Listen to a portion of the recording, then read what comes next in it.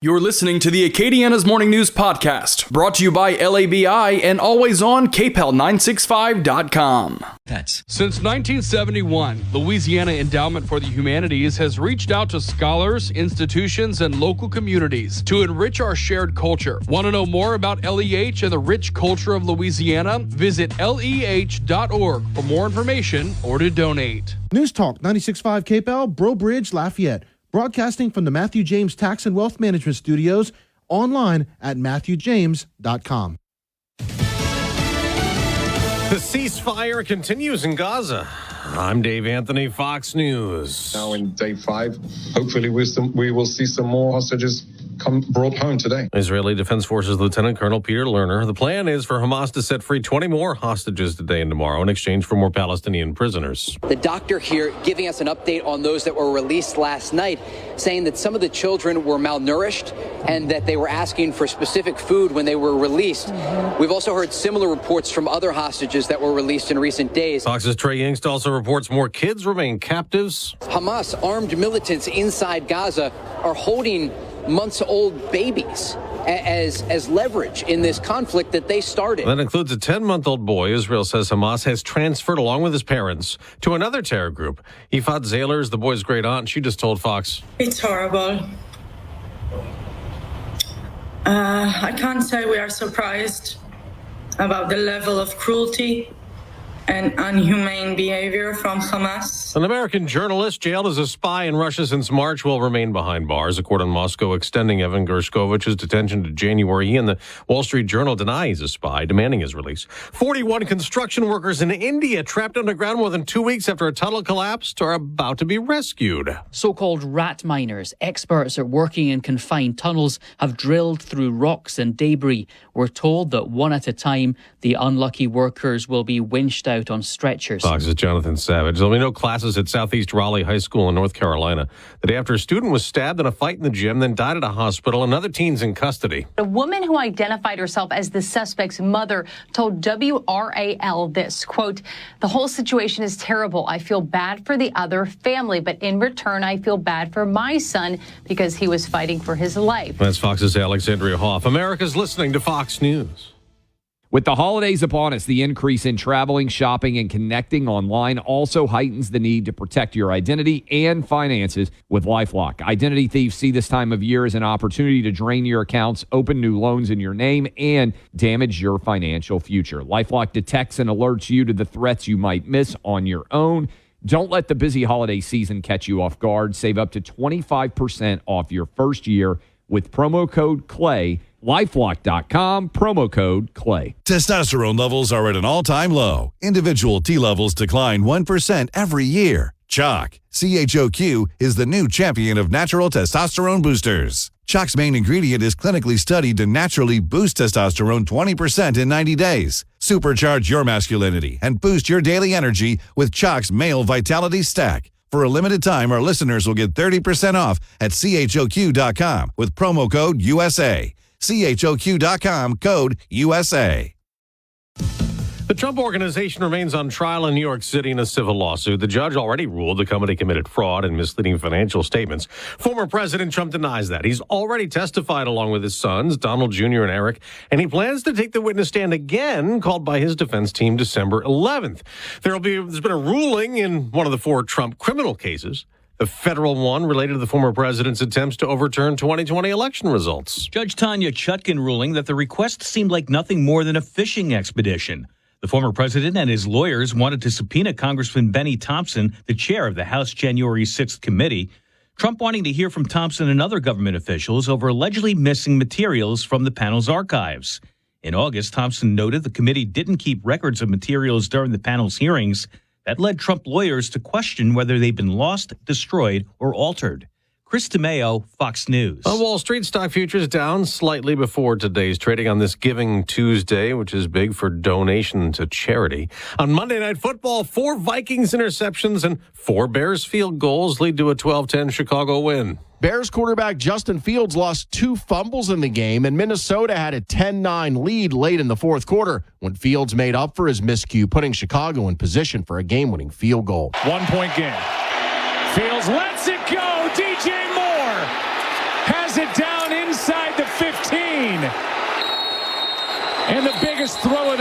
at the biggest time for Justin Fields. That was the call on ESPN as the Bears pull out the victory to move to 4-8 on the season. The loss drops the Vikings to 6-6. I'm Eric Messersmith, Fox News. History made in the NBA. LeBron James set the record for most minutes played all time, eclipsing Kareem Abdul-Jabbar. But the game itself, Lakers blown out by the Philadelphia 76ers 138-94. That is the biggest blowout loss for any game in LeBron James' career. I'm Dave Anthony. This is Fox News. Your 24/7 news source, on air, online, and with the KPEL News app. Now the headlines from the KPEL News Center. Good morning. I'm Tracy Wertz with a look at news on this Tuesday, November 28th. Lafayette police have arrested 45-year-old James Guillory in the Monday shooting on Felice Drive near Lafayette High School. Investigators say Guillory was arguing with the victim outside a home before he pulled a gun and shot him. The man is in critical condition at a local hospital. Lafayette High was placed on lockdown temporarily because of the proximity of the shooting to the school. Lafayette police are looking for 23-year-old Dontrell Clark. Authorities believe Clark is responsible for the shooting death of 27-year-old Nathan Bobb on October 29th at a home on Orchid Drive. A warrant has been issued for Clark on one count of second-degree murder. Anyone with information is urged to call Lafayette Police or Crime Stoppers. Lafayette Parish customers of Magnolia Water are invited to share their questions and concerns during a town hall meeting tonight. Residents began voicing their upset over significant increases in sewer rates since the company took over from the previous provider. Parish Councilman Josh Carlson and Councilman-elect Ken Stansberry are hosting the meeting at the Como Recreation Center at 6 o'clock. A representative from the Louisiana Public Service Commission is scheduled to attend as well. Acadia Parish Sheriff's detectives are assisting the Church Point Police Department in trying to find the suspect in a murder that happened the day before Thanksgiving.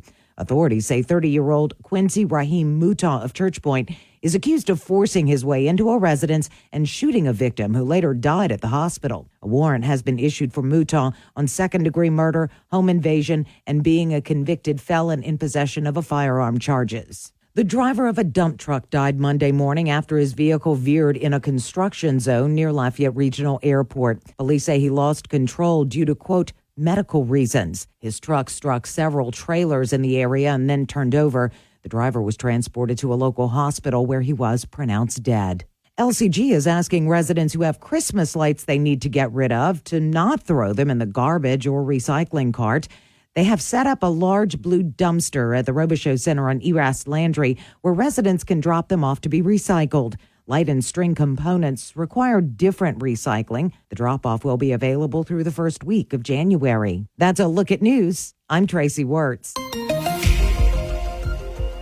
Starting out the day a bit on the cool side, but mostly sunny skies will warm our temperatures back into the low to mid 60s. We'll see a light breeze out of the north at 5 to 10 miles per hour. Tonight, clear and cold, some frost possible over the inland parishes, temperatures dropping into the mid to upper 30s. Tomorrow, we'll see increasing clouds with a high near 66 and rain becoming likely on Thursday with a high temperature near 70 degrees. From the Storm Team 3 Weather Lab, I'm meteorologist Dave Baker on News Talk 96.5 KPEL. News Talk 96.5 KPEL. Right now, traffic. Right now, taking a look at what is happening on the roadways. Of course, we do have school zones that are in effect, so please be mindful of them. But other than that, no crashes, no breakdowns to report at this time. So definitely some good news there. But also want to remind you, go to the website, go to your KPEL News app. We've got some lane closures that are happening all throughout the week on the Atchafalaya Basin Bridge and on the areas as you exit and get onto the bridge. A lot of road work, construction needing to be done there to fix some things. So make sure you check that out. KPEL965.com, also on the KPEL News app. Bonus.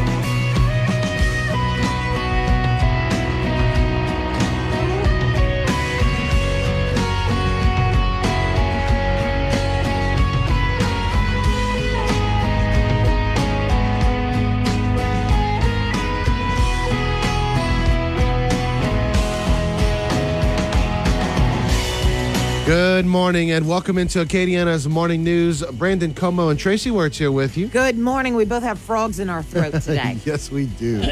Still trying to clear out all that congestion from a week or two ago, being sick. Well, and I'm one of those people that suffers with sinus issues all the time. But when the wind comes out of the north, it's like it dials it up all the way. Yes, absolutely. So, anyway. We apologize if you hear those frogs start to croak a couple times. Yeah, I was going to say, it's Brandon Tracy and all the frogs. Yes, absolutely.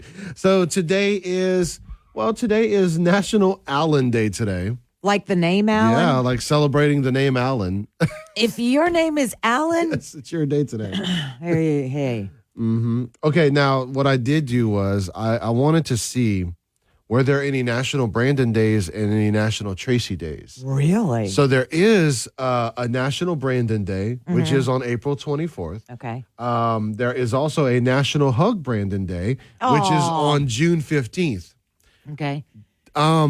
Did not have as much luck finding a National Tracy Day. A number of years ago, and I say a number, probably 4 or 5 years ago, there was a post on Facebook, a meme or whatever, and it said, Happy National Tracy Day. But that was probably Facebook made up. Of course, all of them are made up. So I have no idea when it was, but I'll just sit back here and applaud for the Brandons and the Allens. Now, what I did find was there is a Tracy Day, who is the co-founder of the World Science Festival. Yes, I did find that. When I saw that on Facebook, like I said, a few years ago, I was like, "What is this a thing?" So I went and Googled, and yes, okay. And that's one of the first things that came up for you as well.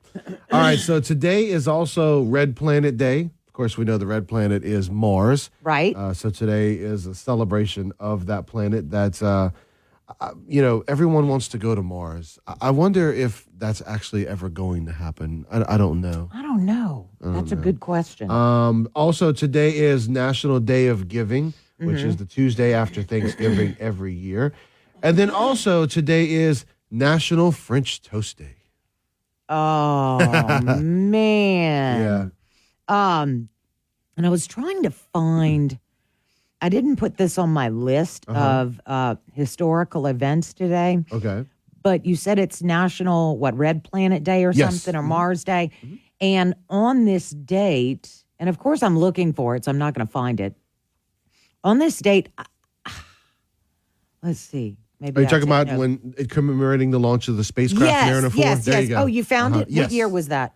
It was, so the spacecraft was launched on November 28th, 1964. Right. Oh, 64. Okay. And it reached Mars on July 14th of 1965. It gave us our first pictures of the red planet. Yes, absolutely. So that's all a part of what Red Planet Day is all about. Well, on this date in 1520, we're going back a lot of years. So what's that, about 600? No. Am I doing the math right? 600 years ago. Okay. No, 500. 500, okay. Portuguese navigator Ferdinand Magellan reached the Pacific Ocean after passing through the South American Strait that now bears his name. On this date in 1932, Groucho Marx performed for the first time on the radio. Groucho Marx? Oh, the Marx Brothers. Groucho Marx. Okay. I'm sorry. Oh, man. I'm sorry, before my time. Well, mine too. It was 1932, but the Marx Brothers. Look up Groucho Marx. You might recognize him. Okay. On this date in 1961, Ernie Davis of Syracuse University became the first black college football player to be named the winner of the Heisman Trophy. Yeah. On this date in 2001, Enron, once the world's largest energy trader, collapsed after would-be rescuer Dynegy backed out of an $8.4 billion, that's billion with a B, takeover deal. Of course, Enron filed for bankruptcy about 4 days later. On this date in 2016, the first commercial flight from the United States to Havana in more than 50 years arrived in Cuba as the island began week-long memorial services for Fidel Castro. And finally, on this date in 2016, the musical Hamilton set a new record for the most money earned in a week on Broadway at $3.3 million. Have you seen Hamilton yet? No, but you have? Oh, yeah. Is it that good? Is it that worth it? It really is. And I think I probably would enjoy it in person. Yeah. But I watched it when it hit Disney. Oh, okay. And Lin-Manuel was in it, and I'm not going to remember his name, but the actor who played King George, absolutely hysterical. Absolutely. And it really was. And I'm not a fan of like rap music. Right. Not typically my thing. Yeah. But this was done very well, I think. And yeah, it just was. It had moments of great joy and moments of great sorrow. It brought you exactly, I think, through the range of emotions that a lot of Broadway shows do. Like Wicked is my favorite ever. I saw that at the Gershwin in New York City. But yeah, it really is good. So if you have Disney Plus, once the kids go to sleep, then you and the wife should sit down and watch it. I never, because you talked about going in person, and everyone that I've talked to that's seen it in person has raved about it. I'll never forget the first time that I saw, not obviously Broadway, but theater in person. And it was in college, and it was a theater teacher that was there at the time and had been, for decades and decades in the industry. And, was like, hey, you're going to go see different theater productions here at UL. And I remember going to my first one and having to write like a critical review of it. And just my mind being blown. It was a whole new world. And just how cool it was. And I still maintain it to today.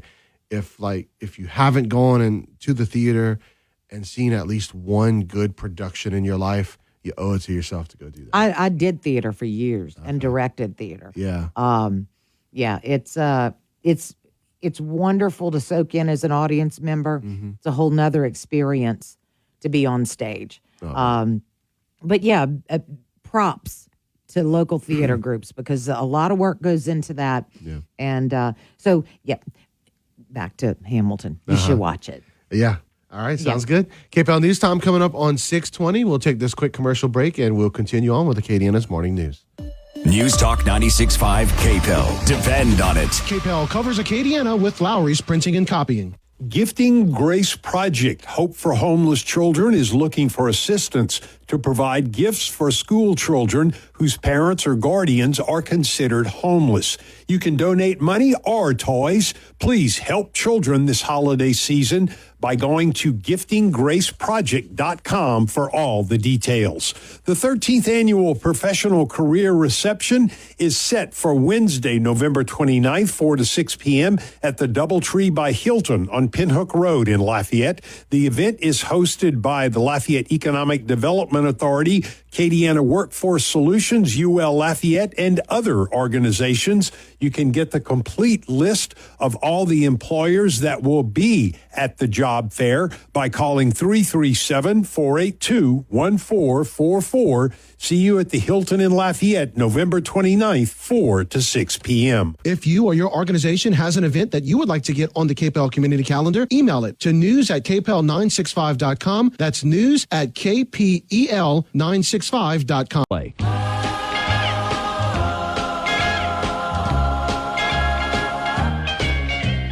Rocking around the Christmas tree at the Christmas party hop. Mistletoe hung where you can see every couple tries to stop. Rocking around the Christmas tree, let the Christmas spirit ring. Later we'll have some pumpkin pie and we'll do some caroling. KPEL News Time is 6:24. Sorry, Tracy.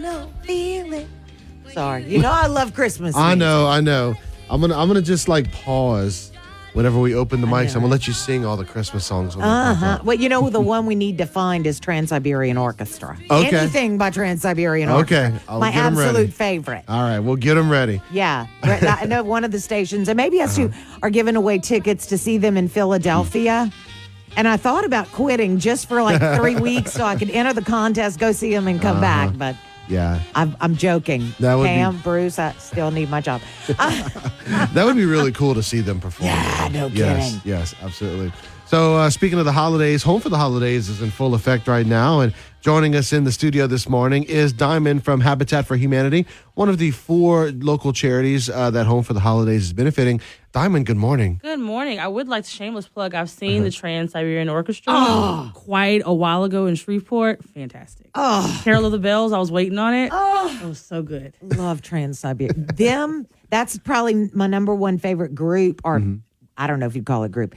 Love Mannheim Steamroller. And then probably Pentatonics is somewhere on my top 10 list. Yeah. Especially for this time of year. I was just talking to the organizer for Mannheim Steamroller the other day. Of course, here on KPEL, we have Mannheim Steamroller every Christmas. So that'll be happening. How did I Christmas miss Day. that? Yep. Every Christmas, we have Mannheim Steamroller. So, yep. Like, do they come in?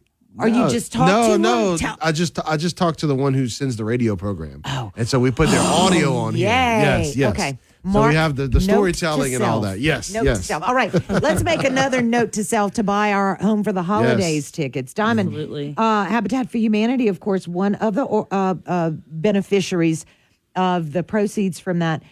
Tell us about Habitat for Humanity and how we can get our tickets for Home for the Holidays. Yeah, so of course we are a nonprofit that is centered around partnering with members of the community to achieve affordable home ownership. It's a partnership. It's a program. We teach them all about being a homeowner. We go from the builder to the lender. They stay with us for the duration of it until they pay off their home. And we, like I said, we teach them all about being a homeowner. And so being a part of Home for the Holidays, going back with the Acadiana Home Builder Association when it was the Parade of Homes. So it goes way back for us. And they've always just been a good partner. Those proceeds are one of the ways that we're able to continue doing what we do. And so you just go to homefortheholidaysla.com. You can see the home. It is beautiful, over 2,700 square foot. It is fantastic. And there's open houses going on every weekend. This weekend will be us on Saturday and Sunday. You can come by and meet some of the different nonprofits, and they're going to be showing off the home. So where is it?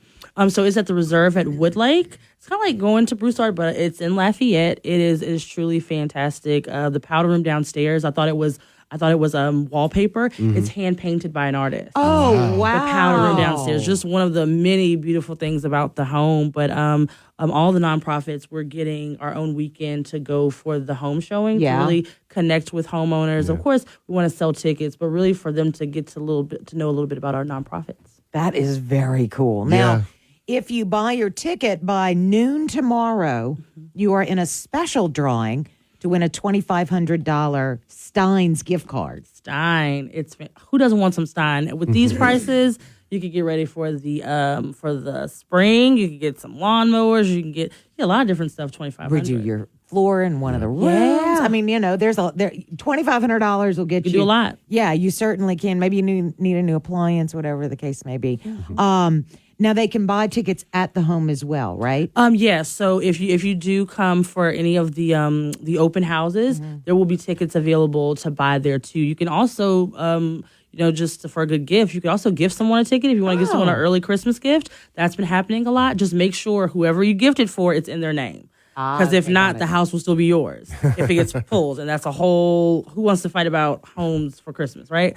But yeah, you can buy your ticket or buy a ticket for friends and family. When is the drawing for the home?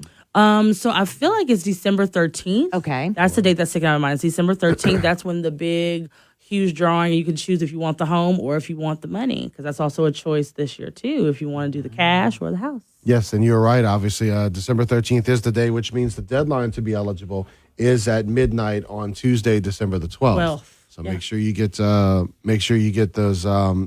your way in, your name in there. And believe it or not, that's 2 weeks from today. Yeah. So when we say December, we're there. Friday's December. Yeah.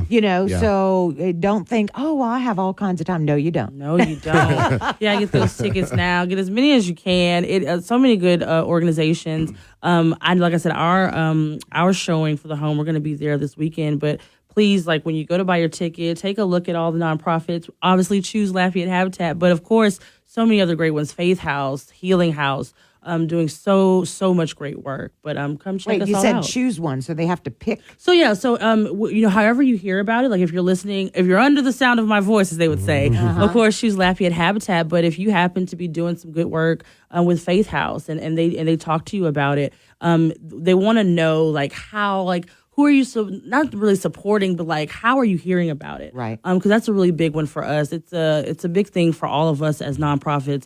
What it means to have a home for the holidays means something different for each of us. Yes. And so we all do complementary work. We all partner together. But please be mindful. Like absolutely, let Acadiana Home Builder Association know. How did you hear about it?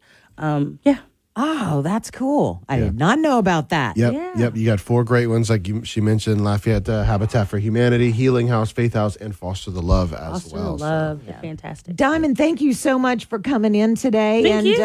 Hopefully you stay warm this morning, and you have a beautiful sweater on. Thanks. And I'm sure it's going to go away at some point. It is. Today, There's 'cause it's gonna layers. get- Yes, smart girl. KPEL News Time 6:30. News Talk 96.5 KPEL, broadcasting from the Matthew James Tax and Wealth Management Studios. Find out more about how they can help you at MatthewJames.com. Your 24/7 news source, on air, online, and with the KPEL News app. Now the headlines from the KPEL News Center.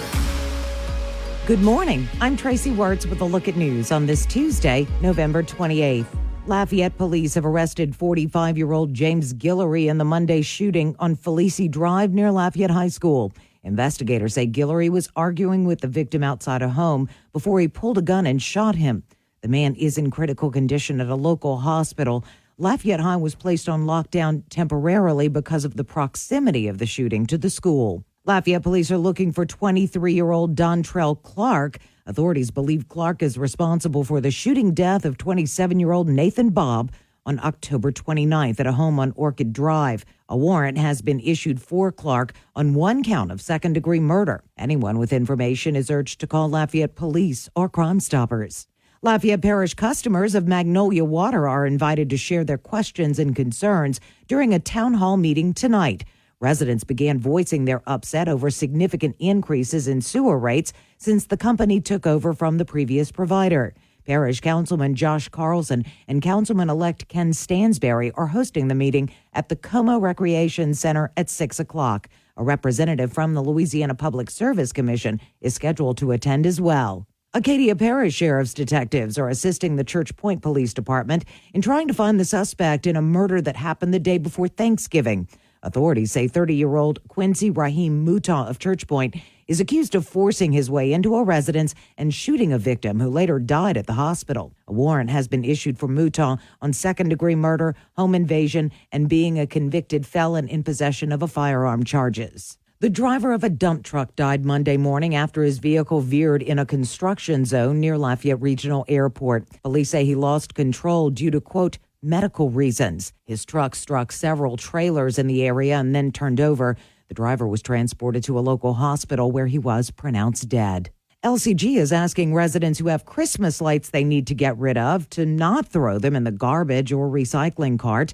They have set up a large blue dumpster at the Robichaux Center on Eras Landry where residents can drop them off to be recycled. Light and string components require different recycling. The drop-off will be available through the first week of January. Republican candidate for Caddo Parish Sheriff John Nicholson has filed a lawsuit seeking a new runoff election against Democrat Henry Whitehorn, who was still the winner by 1 vote after a recount Monday. Political analyst Scott Hughes says a district judge is set to hear the case on Thursday, and a ruling could be made the next day. Prior to Monday's recount, Caddo Parish Clerk of Court Mike Spence says they found 2 instances of people inadvertently voting twice, once with a mail-in ballot, the other on Election Day. Officials did, in fact, discover 6 additional votes, 3 for each candidate, which didn't change the result. ULM has fired head football coach Terry Bowden after winning just 10 games in 3 seasons. The Warhawks finished the 2023 campaign on a 10-game losing streak, including the latest on Saturday to UL Lafayette when they lost 52-21. Former Grambling head coach Broderick Fobbs will serve as interim head coach. That's a look at news. I'm Tracy Wertz. Starting out the day a bit on the cool side, but mostly sunny skies will warm our temperatures back into the low to mid 60s. We'll see a light breeze out of the north at 5 to 10 miles per hour. Tonight, clear and cold, some frost possible over the inland parishes, temperatures dropping into the mid to upper 30s. Tomorrow, we'll see increasing clouds with a high near 66 and rain becoming likely on Thursday with a high temperature near 70 degrees. From the Storm Team 3 Weather Lab, I'm meteorologist Dave Baker on News Talk 96.5 KPEL. News Talk 96.5 KPEL. Right now, traffic. And taking a look at what's happening on the roadways, school zones will be going into effect, actually starting to across some parts of Acadiana right now. So please be mindful of that.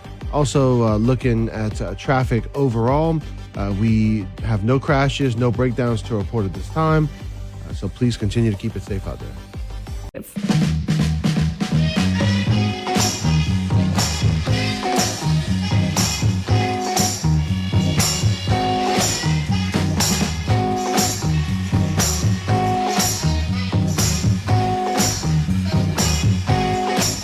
39 degrees, clear conditions. KPEL News Time is 6:37. So, Tracy, let's spend some time talking about all this election drama. Let me tell you what, we've got the Caddo Parish stuff going on. And you may have heard during the news, kind of to bring you up to date, Republican John Nicholson has actually filed a lawsuit. And what he wants is a new runoff election. Now, he had requested, or he'd sent a letter to Whitehorn, Henry Whitehorn. Yes. Asking him, hey, join me, let's do a new runoff election. Here's the thing, though. Whitehorn won by one vote. And we had this discussion yesterday. Yes. And yes, Whitehorn technically was the winner in the runoff election. Yes. But I think there was some, we talked about kerfuffle. Yes. Because it was only one. And so, they wanted to make sure everything was above board. They found that there were some names that voted. Apparently, it was a few dead people that voted, and a couple people voted twice. So then... Well, and they didn't... That's what Nicholson said. That's what Nicholson said. Yeah, he okay. said that the dead people voted. Yeah. But they did find... Okay, so two people had voted twice. Right. And at first I was like, wait, what? They had sent in a mail-in ballot, and then they showed up on Election Day. Now, they erroneously showed up on well, believe it or not, that's what happened. Right. The fact is the fact. Then 6 votes. Then they found the 6 votes when they were recounting yesterday. But it was split, 3 and 3. 3 and 3, which is appropriate considering what's happening in this situation. So each candidate gets 3 more votes, but it still leaves Whitehorn 1 vote ahead. Right. So it leaves the other candidate, that being Nicholson, still very upset and wanting a new runoff election. But I mean, so they did the recount of those ballots, those mail-in ballots. Okay, so he's still the loser by 1. I don't see how they're gonna get another runoff election. And the only thing I can think are I don't know. I guess we'd need to talk to like a clerk of court or somebody who is very familiar with election law. I think that he would have to prove that there was something egregious that happened. You know, the fact that they've had the Election Day count, the fact that they, certified those and then they recounted them. I don't think that speaks well for Nicholson's chances in the court, but who knows? I don't know what other kind of evidence he has. Maybe he has evidence of the 5 dead people that voted. So I don't know. It'll be interesting to see. But there is an election anyway on December 16th. There are 2 races that were tied. We talked a lot about the Opelousas race yesterday because there's in District A, I think, Opelousas District A city councilman. That was a tied race, but there's also one in Cameron Parish you told me about. Yes, there's a police juror race in Cameron Parish where both candidates each got 189 votes, which is insane. And then, one of our KPEL listeners was pointing out to us that there was a 16-17 vote difference in Wynn Parish as an incumbent sheriff was defeated. Yeah. I was going to say overthrown, but that would have been a little bit too dramatic. But defeated. Okay, Hamilton. Yes. Well, no, and it's true. And so, you got a few things going on there, a few fascinating things. Number one, the incumbent was ousted. Yes, essentially. ousted. There you go. And then the decision was only made by 16 votes. That both of those are just remarkable. If you're into political science and all that kind of thing, I'm sure that a lot of these races, or they give political science researchers a lot of fodder, of course. to go over. And if I was a college student right now and studying political science, or a political science teacher, I would just be all over that. Because what better way than real life lessons about the value of a vote? Calling an election. What happens if you challenge? I mean, it's you're watching it unfold in real time. It's not having to study historical cases. Yeah, and in the case of Nicholson, I mean, I'm pretty sure there's at least one or two people who supported Nicholson, but they didn't show up to vote for him, and are kicking themselves right now because their vote could have changed the course of this election. Well, and that's probably the case in a lot of these races. I mean, we could name them. Where you look at lower than expected voter turnout, or just low voter turnout in general. And people are like, man, I should have gone to the polls. Yeah, you should have gone to the polls if you don't like the outcome. Yeah, absolutely. Like somebody said one time, if you don't vote, you can't gripe. Well, you can. Nobody's going to tape your mouth shut, but you don't have much of a leg to stand on. Right. Because, anyway, I didn't vote for that person. No, but you didn't vote for anybody. Yeah. So you got to live with the consequences. Nope, you have to. So this has been a very fascinating election cycle. It's when you talk about how close many of these races are, how quote unquote upsets were pulled off, if you will. And as we always concentrate on every election cycle, the numbers, how low the voting numbers were. Yeah. There were some parishes where turnout was higher than they thought it would be. Like above 40%. Right. Yeah. But not much. Yeah. And that's still, to use the term 40% of voters turned out and call that high. Yeah. It shows to me, that's like an oxymoron. Yeah. It shows a sad state that we're in.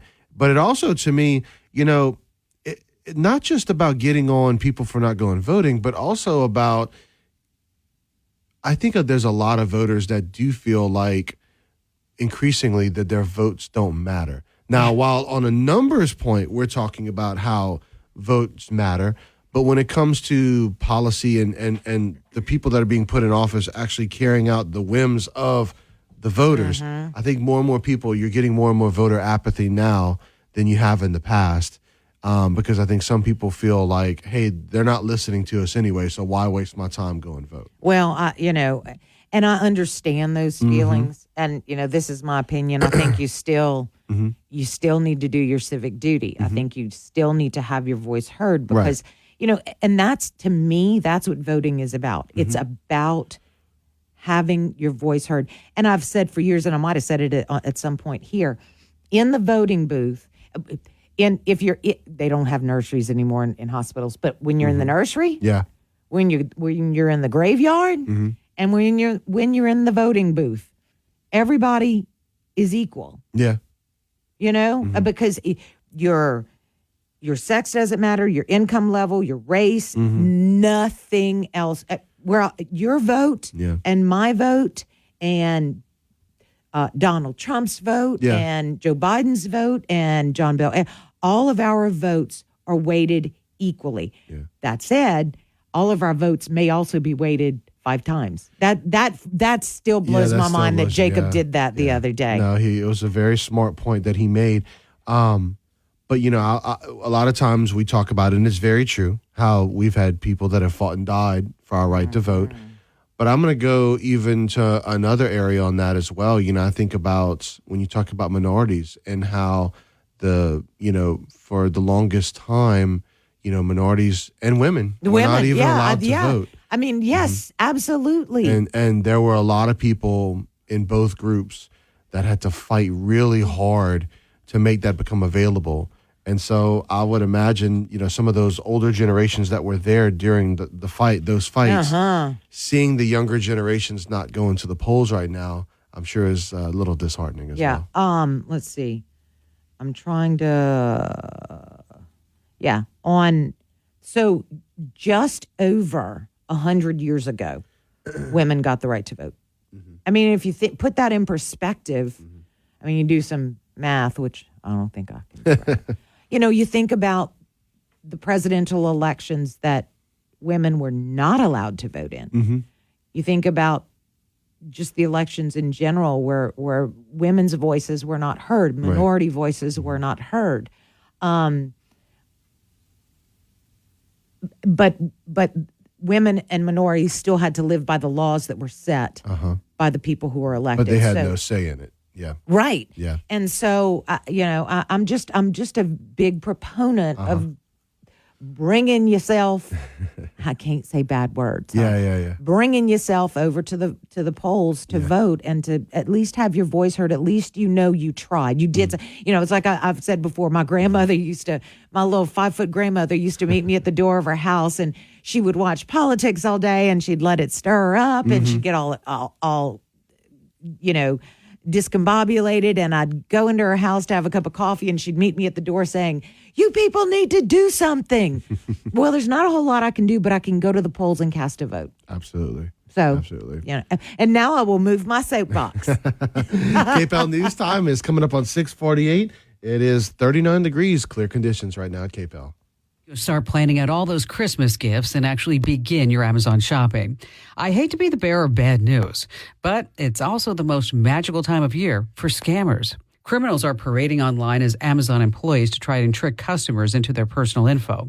They're coming through email, text, and calls. You might get an email that says your Amazon account has been put on hold, or a text or call that says your Amazon Prime account is locked for suspicious activities.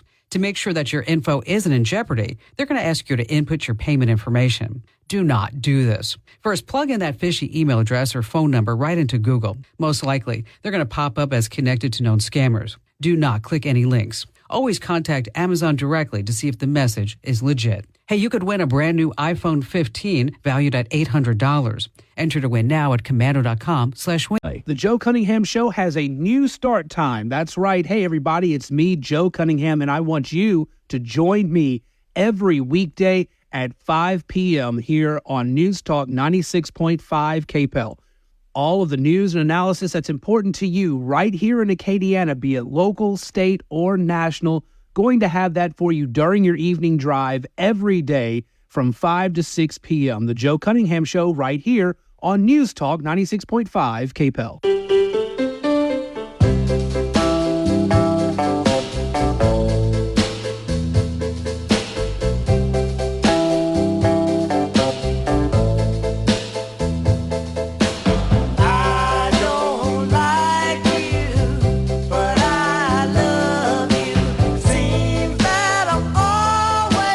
KPEL News Time is 6:51, 39 degrees, clear conditions. So we had a list that came out very recently, the safest cities in Louisiana, Safewise.com compiling the list. And in the 10 safest cities in Louisiana, we've got 3 from Acadiana. Well, we've got 2 from Acadiana listed in the top 3. Well, and I counted Jennings. Yes. We count Jennings. Yeah. Actually, so that makes 3. Jennings came in at number 2. Number 1 was Baker. Jennings at number 2. Rain at number 3. Harahan at 4. And then Broussard at number 5. And they compiled this data just so that, Safewise.com, using factors like rates of property and violent crime, along with security and some other things too. But yeah, and when you look at the map of where the safest cities are, I'm counting 5 of them fall in southwest and south central Louisiana. Surprisingly, 4 of them fall in the New Orleans area: Harahan, Slidell, Kenner, and Westwego, and 1 in the Baton Rouge area, which is Baker. None of them are in North Louisiana. Yeah. No. Well, I mean, I'd say, but I'm not really surprised. We know about some of the issues going on in the Shreveport-Caddo Parish area, some of the crime issues up there. And when you talk about the New Orleans, I mean, we're talking about those suburbs outside of New Orleans. Right. And so, those are some of your safer areas, though. I've driven through West Wago, and I'm kind of, I was a little confused to see them on Me the list, too. but okay. Yeah. Now, conversely, let's Yeah. flip that on its head. So those are the safest. Yeah. I'm looking for the list, and I haven't been able to find it of all cities in the state. But the report that SafeWise.com put out indicates that only a third of Louisianians feel safe in the state, and 83% of people they asked feel that crime is increasing. And I don't think that's shocking at all. Now, that percentage was among the highest, and we were tied with Mississippi in terms of people who feel that crime is increasing. Now, when you look at those crime stats, again, according to SafeWise.com, they just pulled data from a lot of different places to compile these lists. The rate of property crime in Louisiana is down slightly. But when they asked what crimes are Louisiana residents most concerned about, number one was gun violence. Well, and, when you talk about violent crime, basically accounting for 20% of all the crime in Louisiana, that's a lot. That's a big percentage. Yeah. But they actually divided out. They have violent crime, property crime, gun violence, and package theft. Right. Gun violence, it didn't blow them all out of the water at 69%. Actually, a lot of them were kind of equal, but that one definitely came out on top. Violent crime at number 2 with 66%. Package theft at 65%, and then property crime at 62%. That's the percentage of Louisiana residents who say which of those crimes they're most concerned about. I would have thought that package theft would be higher. You took the words right out of my mouth. That's exactly what I would have thought as well. Considering packages are going out at an alarming rate now, always out there, and you always have those stories of the porch pirates that are out there, but but that goes to show, too, how much that violent crime is on our minds. And I think, part of that is because of what we see, and we do see the numbers that start going up. But then we do also live in an era where, violent crime is talked about all the time on social media and on news, because it's events that are, that are covered and such. And so I think that those have more of an impact with someone than maybe your package getting stolen. Yeah, I'm interested by the fact that they separated gun violence and violent crime, or gun crimes and violent crimes, and also property crime and package theft, because I would have thought that those all would have, obviously gun violence and violent crime would have been together, and package and property crime would have been together as well. But it's interesting that they divided that. Yeah. Specific, because let me tell you what, full disclosure. Yeah. I don't honk my horn at people on the interstate anymore. Yeah, no. I'm scared. And that's a good thing. As what was the guy's riding dirty? I'm scared to death of that. And people that come into this area, like, I know we're not the only ones, but there's a couple people that have come into this area recently that, man, they get on the road, and if you don't hit your accelerator right away, people will come right behind you and then start honking at you and fussing. People are just really too aggressive on the roadways. People just need to chill out. And I'm okay if you want to carry a gun in your car. I just think that some people aren't real. I think people are have too much road rage. Yeah. Way too much road rage. Yeah, for me to honk my horn. So I'm just going to go slow behind you. I might be cursing at you, but you can't hear me. I've always said that here in Acadiana, we are very, very nice to each other. We're welcoming to each other, but I've always thought our Achilles heel was getting on the we're not roadways. nice on the road. We're not nice on the road. Nope. I think some people that are actually ugly on the roadways are actually nice in person. Yeah. I don't know what it is. It's just they're maybe being in a venting all of that hurry. frustration. They don't vent in front of people's faces. I guess so. Maybe a good way to put it. KPEL News Time is coming up on 6:57. You've got your Fox Business Report on the way. Covers Acadiana with Lowry's Printing and Copying.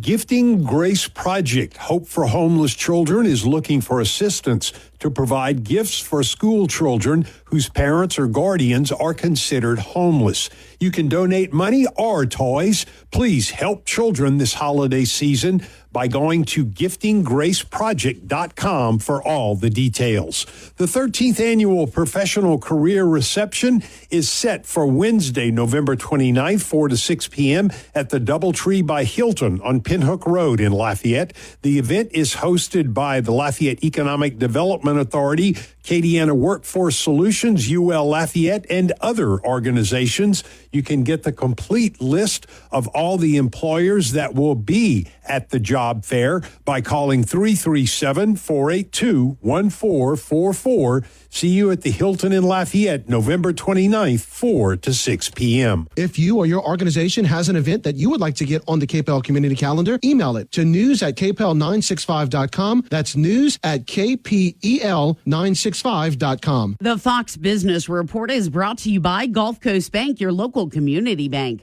Whether your financial needs are for an individual, a business, or for the whole family, Gulf Coast Bank has the knowledge and products to serve you best. With 9 convenient locations throughout Acadiana, you're never far from a friendly Gulf Coast Bank associate. I'm Liz Clayman, and this is the Fox Business Report. Shein, the online discount fashion company founded in China, is preparing to launch its stock in the U.S. The initial public offering could happen next year. Shein is now based in Singapore and has hundreds of millions of customers around the world. The U.S. is its largest market. Amazon's purchase of iRobot, maker of the Roomba vacuums, is running into opposition in Europe. The pushback from regulators is a surprise. British regulators examined the deal but cleared it in June. The European Commission says it believes Amazon may restrict competition in the market for robot vacuum cleaners if it's allowed to purchase iRobot. Novavax shares are higher. Its protein-based COVID-19 vaccine has been granted emergency use by the World Health Organization. That's your Fox Business Report. I'm Ginny Cosola. Invested in you. December 6th, the final GOP debate of the year is on News Nation, America's fastest-growing cable news network. SiriusXM's Megyn Kelly, News Nation's Elizabeth Vargas, and the Washington Pre-Kin's Eliana Johnson moderate a live primetime event from the University of Alabama as the candidates make their case to America on the only network for all America. The News Nation Republican primary debate, live December 6th, 8 Eastern. To find News Nation on your TV, go to joinnn.com. News Talk 96.5 KPEL, Breaux Bridge, Lafayette. Broadcasting from the Matthew James Tax and Wealth Management Studios.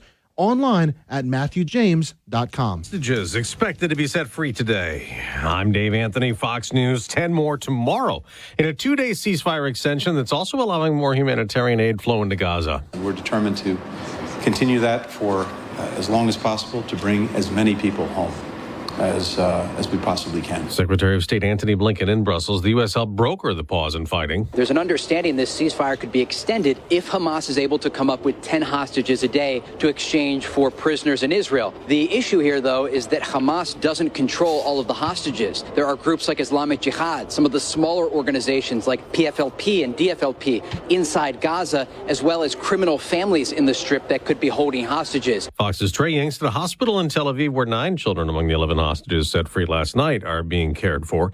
Evan Gershkovich is going to stay in jail in Russia until at least January 30th. A court there extending the Wall Street Journal reporter's detention. Russian authorities say they caught him spying on behalf of the United States. Gershkovich denies the charges, and President Biden has called his detention totally illegal. If found guilty of spying, the 32-year-old faces up to 20 years in prison. Fox's Jonathan Savage. The day after people in Georgia paid their respects to former First Lady Rosalind Carter as her casket lied in repose at the Carter Presidential Library. Her husband, who was by her side when she died, will be at her memorial service. Former President Jimmy Carter, who is 99, is expected to leave hospice care and join fellow presidents and first ladies at a tribute for former First Lady Rosalind Carter in Atlanta.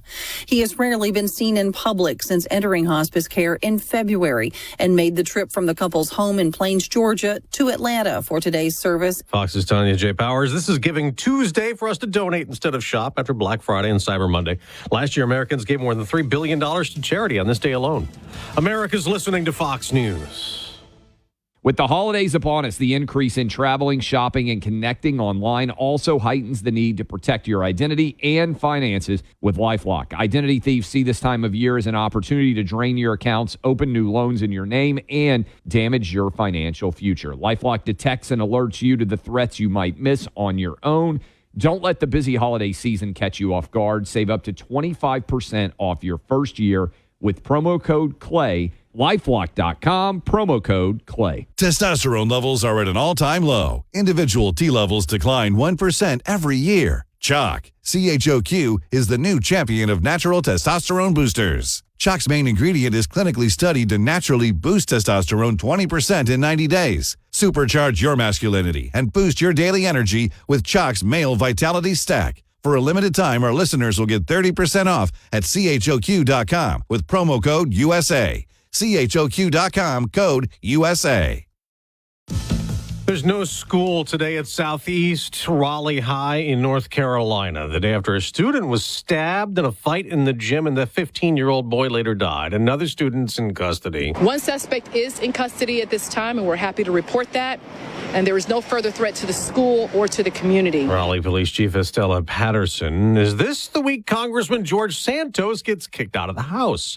The Republican from New York's been under scrutiny over lies he told about his past before the election, following a criminal fraud indictment as well. While in Florida, Speaker Mike Johnson says it's not yet determined when or if an expulsion vote on New York Congressman George Santos could happen. It remains to be seen. I've spoken to Congressman Santos at some length over the holiday and talked to him about his options. House Ethics Committee Chairman Michael Guest has filed a resolution to expel Santos after a report from the committee accused Santos of using campaign funds for personal use. Santos has called the investigation political and plans on holding a press conference Thursday morning. In Washington, Ryan Schmelz, Fox News. Also in the nation's capital, concern about a new wave of illnesses, perhaps linked to China, where COVID originated. Hospitals, emergency rooms, and urgent care centers in Washington are reporting an uptick in patients complaining of respiratory problems impacting primarily children that appear to be similar to a reported mystery illness outbreak in China. Chinese health officials claim the surge in lung ailments is merely the effect of the flu and known pathogens and not some novel virus. The World Health Organization says it's still reviewing the data, but says the reported outbreak needs to be watched closely. Jack Callahan, Fox News. On Wall Street, stock futures down modestly before today's trading. On Monday Night Football, the Chicago Bears beat the Minnesota Vikings 12-10. I'm Dave Anthony, and this is Fox News. Your 24/7 news source, on air, online, and with the KPEL News app. Now the headlines from the KPEL News Center. Good morning. I'm Tracy Wertz with a look at news on this Tuesday, November 28th. Lafayette police have arrested 45-year-old James Guillory in the Monday shooting on Felice Drive near Lafayette High School. Investigators say Guillory was arguing with the victim outside a home before he pulled a gun and shot him. The man is in critical condition at a local hospital. Lafayette High was placed on lockdown temporarily because of the proximity of the shooting to the school. Lafayette police are looking for 23-year-old Dontrell Clark. Authorities believe Clark is responsible for the shooting death of 27-year-old Nathan Bobb on October 29th at a home on Orchid Drive. A warrant has been issued for Clark on one count of second-degree murder. Anyone with information is urged to call Lafayette Police or Crime Stoppers. Lafayette Parish customers of Magnolia Water are invited to share their questions and concerns during a town hall meeting tonight. Residents began voicing their upset over significant increases in sewer rates since the company took over from the previous provider. Parish Councilman Josh Carlson and Councilman-elect Ken Stansberry are hosting the meeting at the Como Recreation Center at 6 o'clock. A representative from the Louisiana Public Service Commission is scheduled to attend as well. Acadia Parish Sheriff's detectives are assisting the Church Point Police Department in trying to find the suspect in a murder that happened the day before Thanksgiving. Authorities say 30-year-old Quincy Raheem Mutah of Church Point is accused of forcing his way into a residence and shooting a victim who later died at the hospital. A warrant has been issued for Mutah on second-degree murder, home invasion, and being a convicted felon in possession of a firearm charges. The driver of a dump truck died Monday morning after his vehicle veered in a construction zone near Lafayette Regional Airport. Police say he lost control due to, quote, medical reasons. His truck struck several trailers in the area and then turned over. The driver was transported to a local hospital where he was pronounced dead. LCG is asking residents who have Christmas lights they need to get rid of to not throw them in the garbage or recycling cart. They have set up a large blue dumpster at the Robichaux Center on Erast Landry where residents can drop them off to be recycled. Light and string components require different recycling. The drop-off will be available through the first week of January. That's a look at news. I'm Tracy Wirtz. Your news update brought to you by Home Furniture Plus Bedding. Over 40,000 furniture and mattress choices in stock and ready for delivery. Home Furniture Plus Bedding. Welcome home. Starting out the day a bit on the cool side, but mostly sunny skies will warm our temperatures back into the low to mid 60s. We'll see a light breeze out of the north at 5 to 10 miles per hour. Tonight, clear and cold, some frost possible over the inland parishes, temperatures dropping into the mid to upper 30s. Tomorrow, we'll see increasing clouds with a high near 66 and rain becoming likely on Thursday with a high temperature near 70 degrees. From the Storm Team 3 Weather Lab, I'm meteorologist Dave Baker on News Talk 96.5. KPEL. News Talk 96.5. KPEL. Right now, traffic. And taking a look at what's happening in traffic right now, we do have a crash on Martin Luther King Jr. Drive in Lafayette. It's right by its intersection with the Thruway. That's our Martin Luther King Jr. Drive near the Thruway. Also, school zones in effect right now, so please be mindful of them as you go through your morning commutes. Holiday season is right around the corner. Give the gift that's hard to wrap but easy to give. Give them a Steel. Visit your local Steel dealer or go to steelusa.com/gift guide. Your national anthem is brought to you by Hulco Printers, serving Acadiana since 1972. Buy local, shop local, support Acadiana. To honor America and perform our national anthem, please welcome home 8-time Grammy winner, Rock and Roll Hall of Famer, the Empress of Soul, Gladys Knight.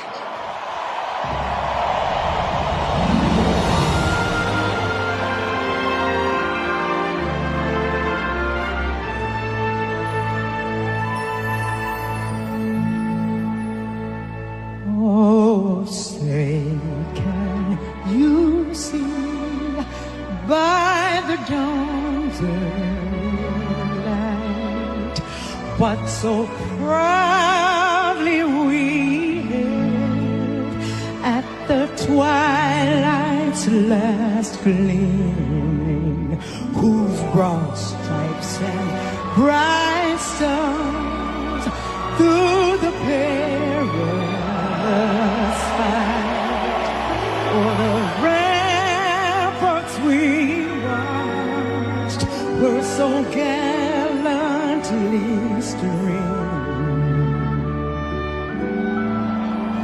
And the rockets that glare, the bombs bursting in air, gave proof through the night that our flag was still there. Oh, say does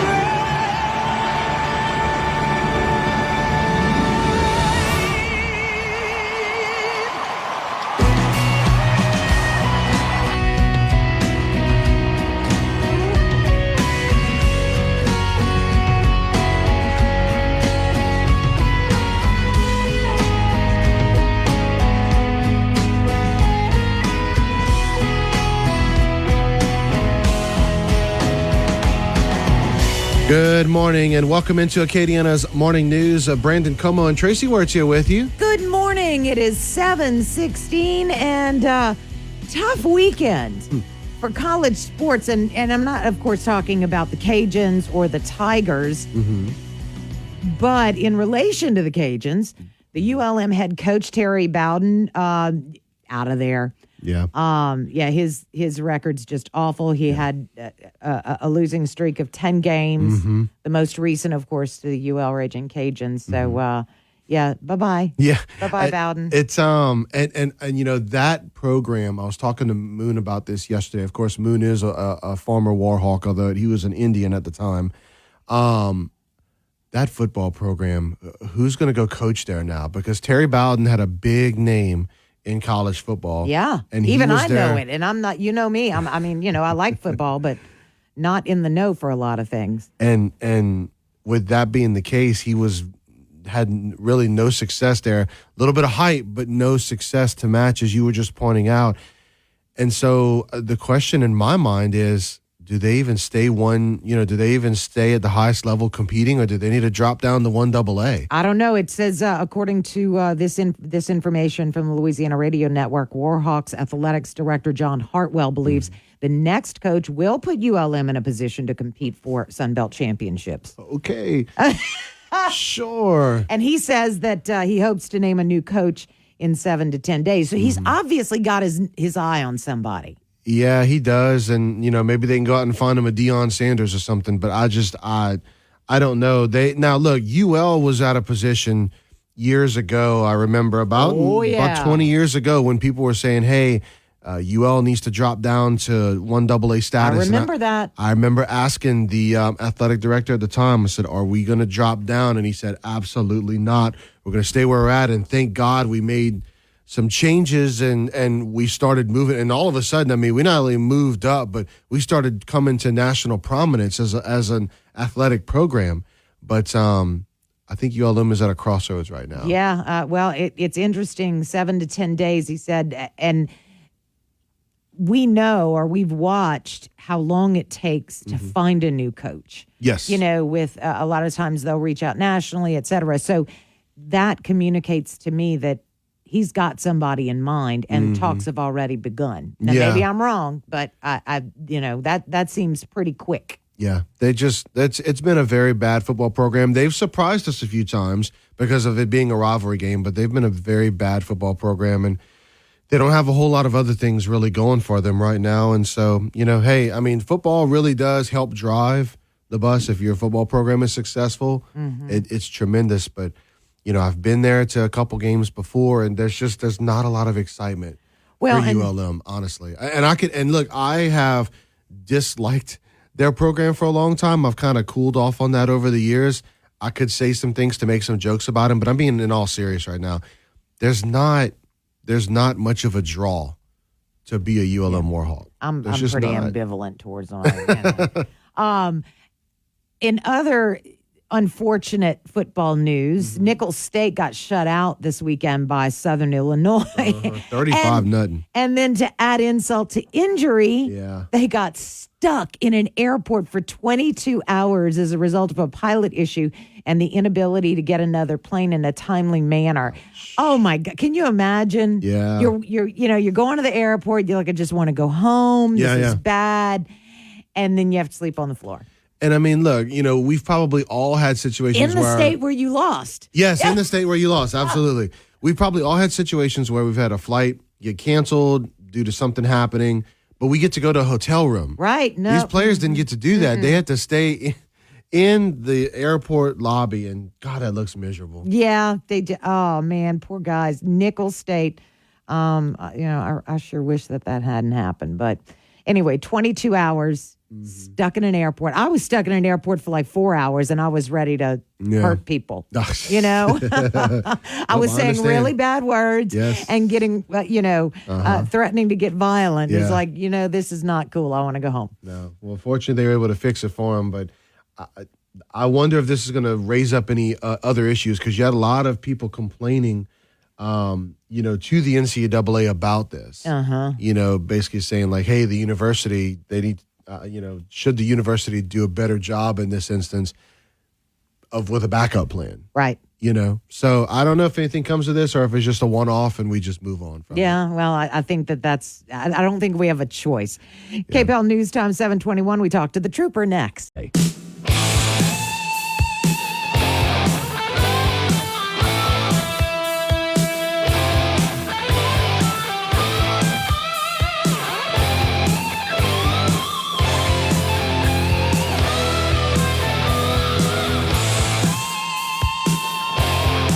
KPEL News Time is 7:23. It is 38 degrees, mostly sunny conditions. It's time for our weekly conversation with Trooper Thomas Gosson, Louisiana State Police. Good morning, sir. Hey, good morning. All right, so let's talk a little bit. We just came off of the Thanksgiving weekend. How did it look? I know we had a couple crashes that were worked over the weekend. Right. Tell us what's going on. So actually, this holiday season, which runs from Wednesday to Sunday evening. No, I'm sorry, Sunday evening, Right. Monday morning. 6 Yeah, a.m. yeah. We had a total of 3 fatalities and 3. Now, look, this is statewide, so this is great. this is I mean, statewide, I hate to okay. say it's great news. Yeah, Right. It's never great news, but compared to last year, which was 7, this is a great number, right? Yeah. Unfortunately, it's still 3 deaths, but one was a bicyclist,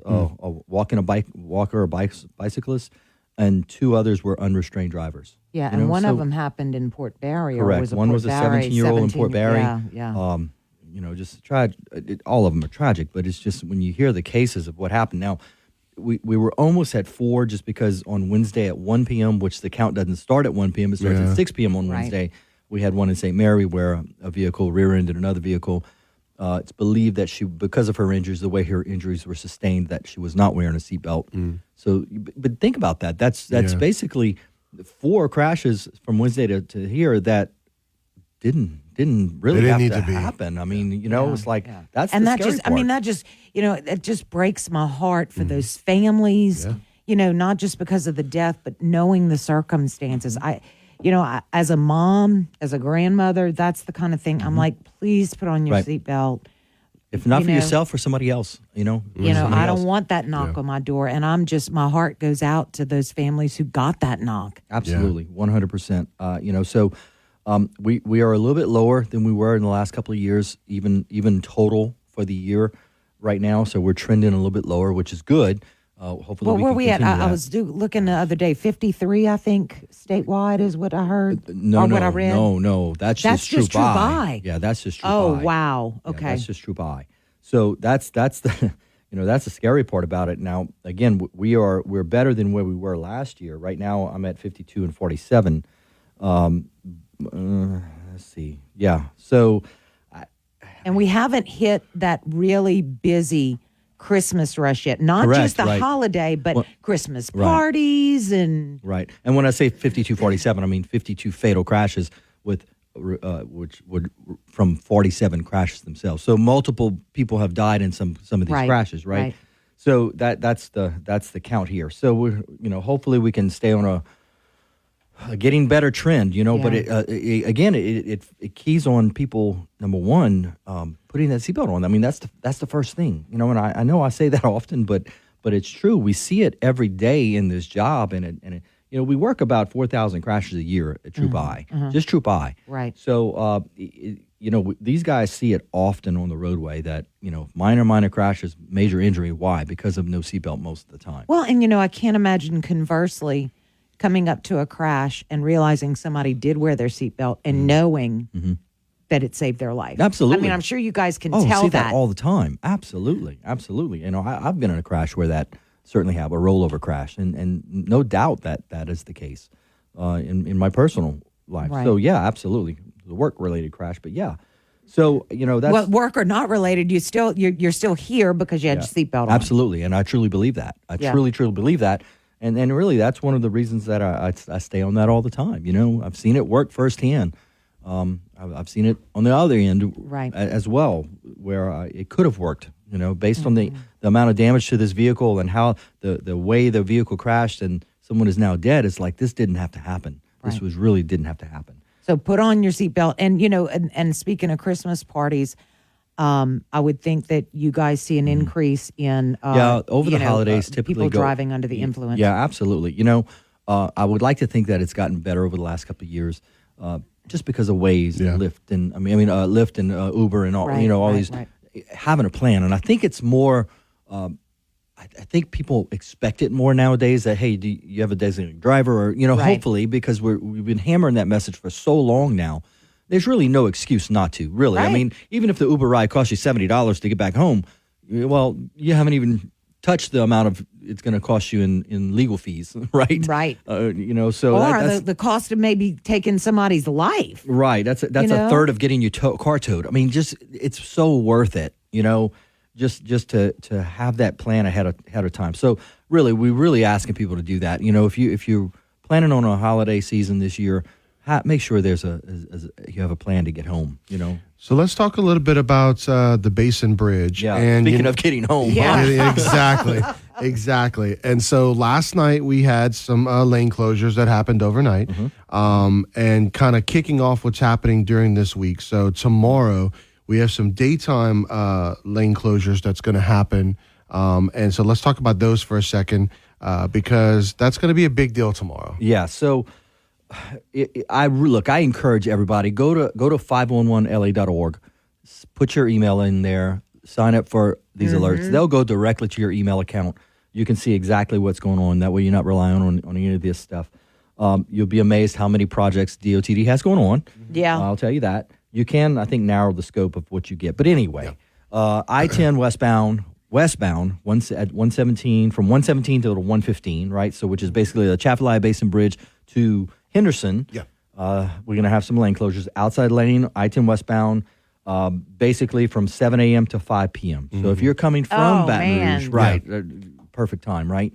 So if you're coming from Baton Rouge or have anybody coming in from Baton Rouge, let them know that. Again, I encourage everybody to drive with Waze and apps. At least it's not going the other way, I guess, is the only silver lining about this. It is coming back from Baton Rouge, but yeah. But I think about the people, you say 7 to 5. There are quite a few people who travel to Baton Rouge for work every day. Absolutely. And they're coming back. Yeah. And they might leave at 5, but it might take a while for that backup. Hours to clear up. To clear up. And so, going the other way, but... there are people coming this way too. No, absolutely, absolutely. You can get on. We can get to the Marigold exit and go north and get to 190 that way. If you could make it to the Chaffalaya Basin, you can maybe go down the River Road and go if the bridge is open. There's always an if. So that's certainly. Now look, there's another one that people, and I don't know if you saw this one, Brandon, is I-10 eastbound, the exit ramp at 115. Right? I saw that. Cecilia Henderson exit will be closed Thursday, November 30th from 8 p.m. to 6 a.m. So it's a nighttime closure. So it may not affect you a whole lot, but if you're trying to get home and you get in there and you get to 115, you're not getting off right there. Well, so that means what? You got to go all the way down to Chaffalaya, the Butte La Rose to turn around and come back. Yes. I wanted to just real quickly, I know we got to take a break, but I wanted to talk about the I-10 between Jeff Davis and Lafayette, the single lane closures at night. Yeah. I ran into it this morning. Yes. It doesn't happen every night. But you know what I thought about this morning? And here's why, Tracy, and I'll tell you why it doesn't happen every night. Why? Sometimes they do, sometimes they don't. Sometimes we end that construction at 2 in the morning, 3 in the morning, 4 in the morning, where maybe it's before people. Sometimes they'll plan it to go till 6 in the morning, but sometimes depending on what that construction company has designated for that evening to do, if they complete it earlier, they sometimes shut it down. Thank you for that explanation. Yes. That makes sense. Because you know what I thought about coming in? I was like, man, where are all these people going at 4 o'clock in the morning, 4:30 in the morning? But my mind works weird.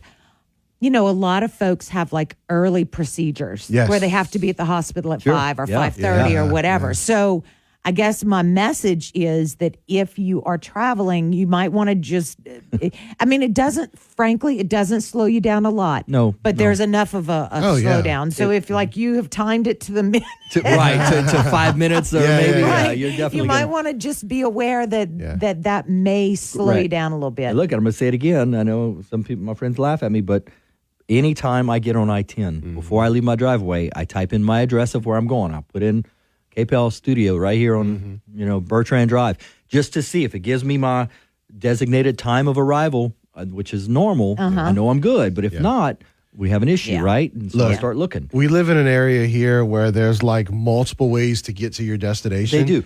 Yeah. You say that, but you'd be amazed how many people, will block a roadway because of Yeah. a fatal or whatever. And we're telling people, look, just take a, and they're like, I don't know where live to right go. here, but I don't know where to go. I'm like, well, how long have you lived there? I've lived 30 years. 30 years and you've never gone a different route? Never. Just turn on your app. some Like people just Google, don't. for me, it's the Google amazing. Maps app. I love turning that on. I mean, we have like a thing that me and my little boy do each Saturday morning where we go to Kid Strong and he goes and does his hour workout. Well, there's a little road closure that we usually take that road, so I just put it in Google Maps and it gave me Redirects, there. yeah. It redirects. I have Perfect. several ways to get to my house. I want to go home. I want to go home. I know all the ways. We're pretty fortunate at this location because you got 3 or 4 different roads Right. to head west. Look, one more, Brandon. You got time? Yeah. November. There's one that probably doesn't affect a whole lot of us here, but the Bayou Ramos Bridge on US 90. That's in St. Mary Parish. Yeah. There's Uh-huh. some bridge inspections between 179 and 181. I know that doesn't mean a whole lot to people down here, but Is that happening this week? Yeah. So this is going to be Monday. Well, Monday, December 4th. So, Okay. So yeah, it's coming up next week. Yeah. So Monday, December 4th, and Tuesday, December 5th, 8 a.m. to 4 p.m. Additionally, the westbound right lane of US 90 at the Bayou Ramos Bridge is going to be, again, closed down for some inspections or something. But either way, just know that if you're headed to Morgan City area, down to, because you got a lot of workers here that travel down that area for work as well. Right. Well, and it's a lot of also oil field another stuff. alternate way to New Orleans to go down through that way. as well. A lot of times I contemplate it's 20 extra minutes for me or 30 minutes, but I sent my daughter that way because at the time whenever the bridge was being repaired, it was showing like 3 hours and something to the airports. Yeah. It was only 2.5 that way, so she went that way. Ended up having a bridge closure at 3:10. Yeah. Made it running to the gate to make her flight. Well, look, literally. if you're coming from like the Youngsville, Broussard, New Iberia area, and you got to go to New Orleans, it's just like a good launching point to jump on the US 90 and go that way, as opposed to trying to go to I-10. Lots less stressful too. Yes, absolutely. Less stressful. Yeah. No doubt. Absolutely. All right, good stuff. Trooper Thomas Goss, as always, we appreciate the information. We'll take this quick commercial. Well, actually, we're going to go right into news as Tracy's got it lined up, ready for you to go. Guys. News Talk 96.5 KPL broadcasting from the Matthew James Tax and Wealth Management Studios. Find out more about how they can help you at MatthewJames.com. Your 24/7 news source on air, online, and with the KPEL News app. Now the headlines from the KPEL News Center. Good morning. I'm Tracy Wertz with a look at news on this Tuesday, November 28th. Lafayette police have arrested 45-year-old James Guillory in the Monday shooting on Felice Drive near Lafayette High School. Investigators say Guillory was arguing with the victim outside a home before he pulled a gun and shot him. The man is in critical condition at a local hospital. Lafayette High was placed on lockdown temporarily because of the proximity of the shooting to the school. Lafayette police are looking for 23-year-old Dontrell Clark. Authorities believe Clark is responsible for the shooting death of 27-year-old Nathan Bobb on October 29th at a home on Orchid Drive. A warrant has been issued for Clark on one count of second-degree murder. Anyone with information is urged to call Lafayette Police or Crime Stoppers. Lafayette Parish customers of Magnolia Water are invited to share their questions and concerns during a town hall meeting tonight. Residents began voicing their upset over significant increases in sewer rates since the company took over from the previous provider. Parish Councilman Josh Carlson and Councilman-elect Ken Stansberry are hosting the meeting at the Como Recreation Center at 6 o'clock. A representative from the Louisiana Public Service Commission is scheduled to attend as well. Acadia Parish Sheriff's detectives are assisting the Church Point Police Department in trying to find the suspect in a murder that happened the day before Thanksgiving. Authorities say 30-year-old Quincy Raheem Mouton of Church Point is accused of forcing his way into a residence and shooting a victim who later died at the hospital. A warrant has been issued for Mouton on second-degree murder, home invasion, and being a convicted felon in possession of a firearm charges. The driver of a dump truck died Monday morning after his vehicle veered in a construction zone near Lafayette Regional Airport. Police say he lost control due to, quote, medical reasons. His truck struck several trailers in the area and then turned over. The driver was transported to a local hospital where he was pronounced dead. LCG is asking residents who have Christmas lights they need to get rid of to not throw them in the garbage or recycling cart. They have set up a large blue dumpster at the Robichaux Center on Erast Landry where residents can drop them off to be recycled. Light and string components require different recycling. The drop-off will be available through the first week of January. Republican candidate for Caddo Parish Sheriff John Nicholson has filed a lawsuit seeking a new runoff election against Democrat Henry Whitehorn, who was still the winner by one vote after a recount Monday. Political analyst Scott Hughes says a district judge is set to hear the case on Thursday, and a ruling could be made the next day. Prior to Monday's recount, Caddo Parish Clerk of Court Mike Spence says they found 2 instances of people inadvertently voting twice, once with a mail-in ballot, the other on Election Day. Officials did, in fact, discover 6 additional votes, 3 for each candidate, which didn't change the result. ULM has fired head football coach Terry Bowden after winning just 10 games in 3 seasons. The Warhawks finished the 2023 campaign on a 10-game losing streak, including the latest on Saturday to UL Lafayette when they lost 52-21. Former Grambling head coach Broderick Fobbs will serve as interim head coach. That's a look at news. I'm Tracy Wirtz. Your news update is brought to you by Home Furniture Plus Bedding. They have over 40,000 furniture and mattress choices in stock. Take a look at homefern.com. Starting out the day a bit on the cool side, but mostly sunny skies will warm our temperatures back into the low to mid 60s. We'll see a light breeze out of the north at 5 to 10 miles per hour. Tonight, clear and cold, some frost possible over the inland parishes, temperatures dropping into the mid to upper 30s. Tomorrow, we'll see increasing clouds with a high near 66 and rain becoming likely on Thursday with a high temperature near 70 degrees. From the Storm Team 3 Weather Lab, I'm meteorologist Dave Baker on News Talk 96.5 KPEL. The holiday season is right around the corner. Give the gift that's hard to wrap but easy to give. Give them a Steel. Visit your local Steel dealer or go to steelusa.com/gift guide. News Talk 96.5 KPEL. Right now, traffic.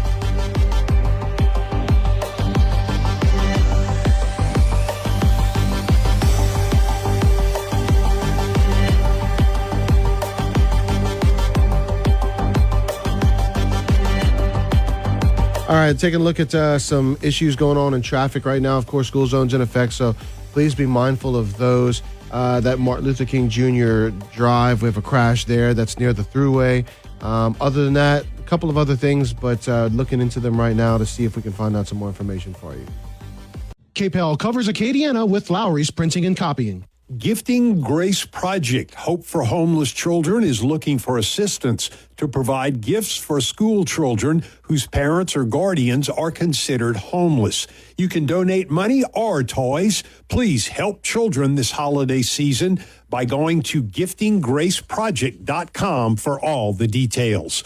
The 13th annual Professional Career Reception is set for Wednesday, November 29th, 4 to 6 p.m. at the Doubletree by Hilton on Pinhook Road in Lafayette. The event is hosted by the Lafayette Economic Development Authority, Acadiana Workforce Solutions, UL Lafayette, and other organizations. You can get the complete list of all the employers that will be at the job fair by calling 337-482-1444. See you at the Hilton in Lafayette, November 29th, 4 to 6 p.m. If you or your organization has an event that you would like to get on the KPEL community calendar, email it to news@kpel965.com. That's news@kpel965.com.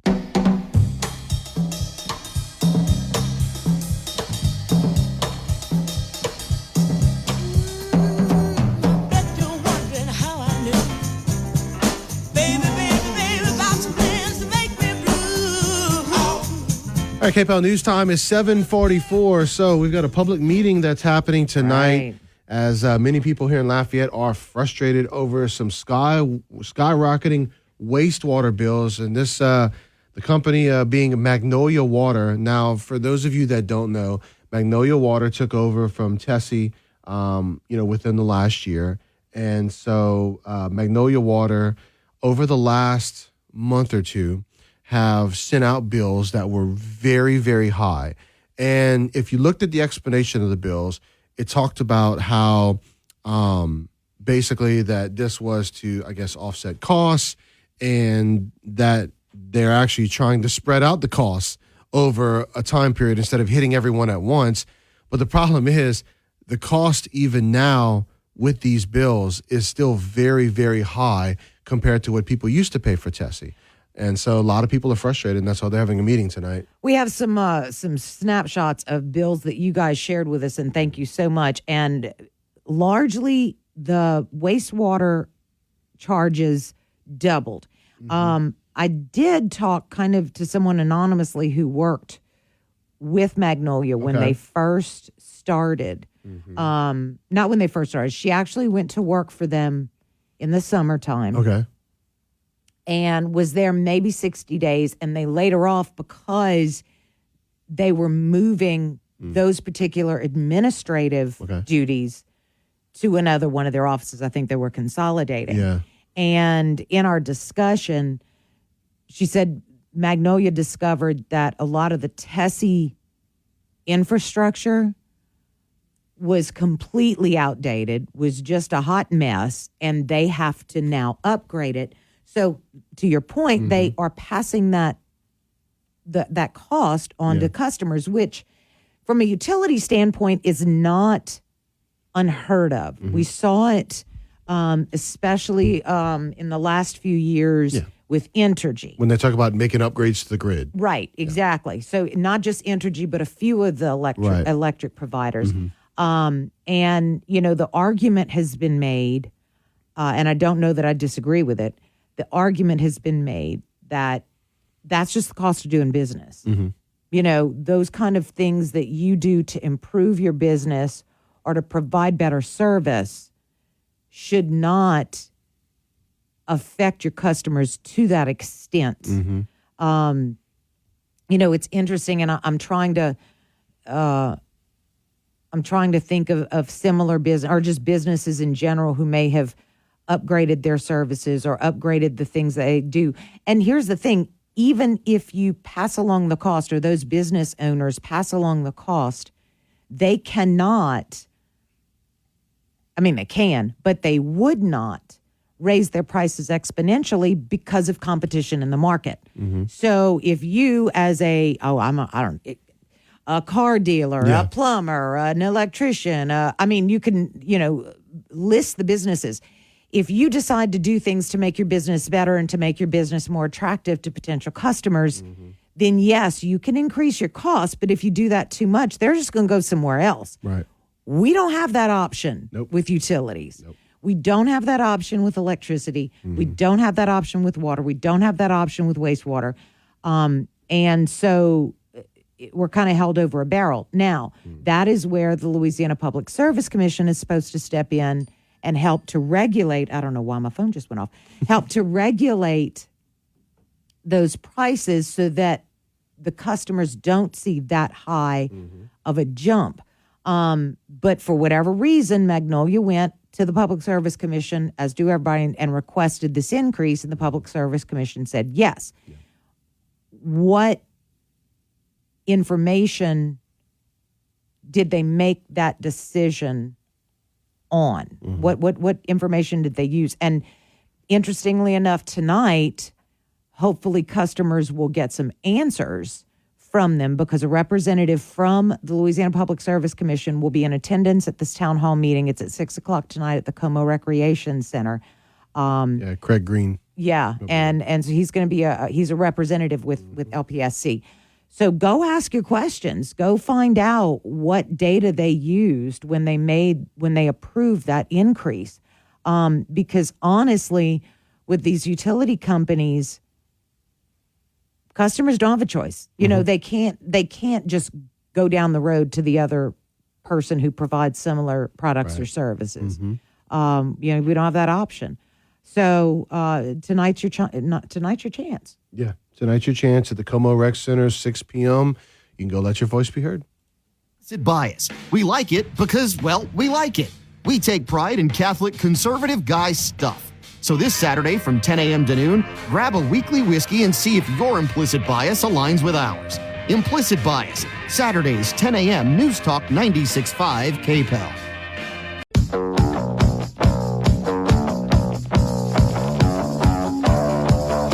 KPEL News Time is 7:53. It is 38 degrees under mostly cloudy conditions.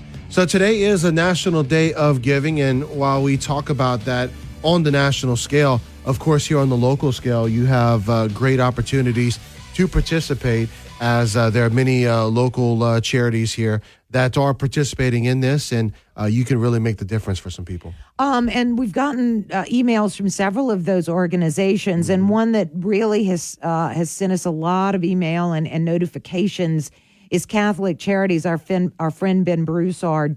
And this is pretty neat. All gifts of food and shelter will be matched up to $100,000 if you donate to Catholic Charities of Acadiana during Giving Tuesday. And remember, Catholic Charities FoodNet Food Bank is now under the auspices of Catholic Charities, St. Joseph's Diner, and the shelter programs for men, women, children, and veterans that are experiencing homelessness. So for Giving Tuesday, that's one of the organizations that you might want to consider. I'm sure if you go to the Community Foundation, they have information there typically.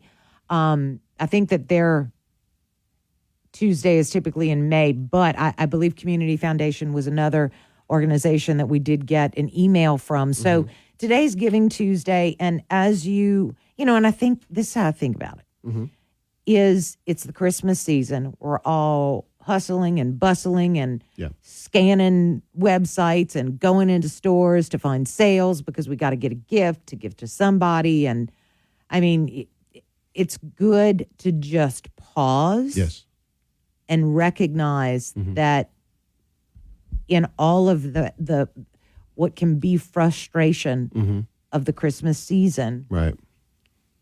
You can, reduce that by knowing that you helped somebody else. Yeah, you can give this Christmas even more purpose. Oh yeah. And so I'm going to say that, and I'll go ahead and talk about something that we're doing here. Rosa's Angels. Yes. Okay.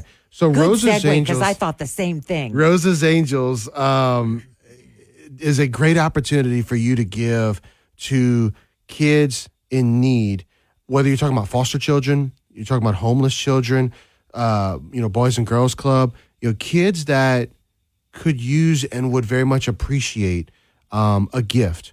Or, even when you look, as we've partnered with Rosa's Angels over the years, the wish list that they've given, some of these kids, they want the very basics, the very, very basics.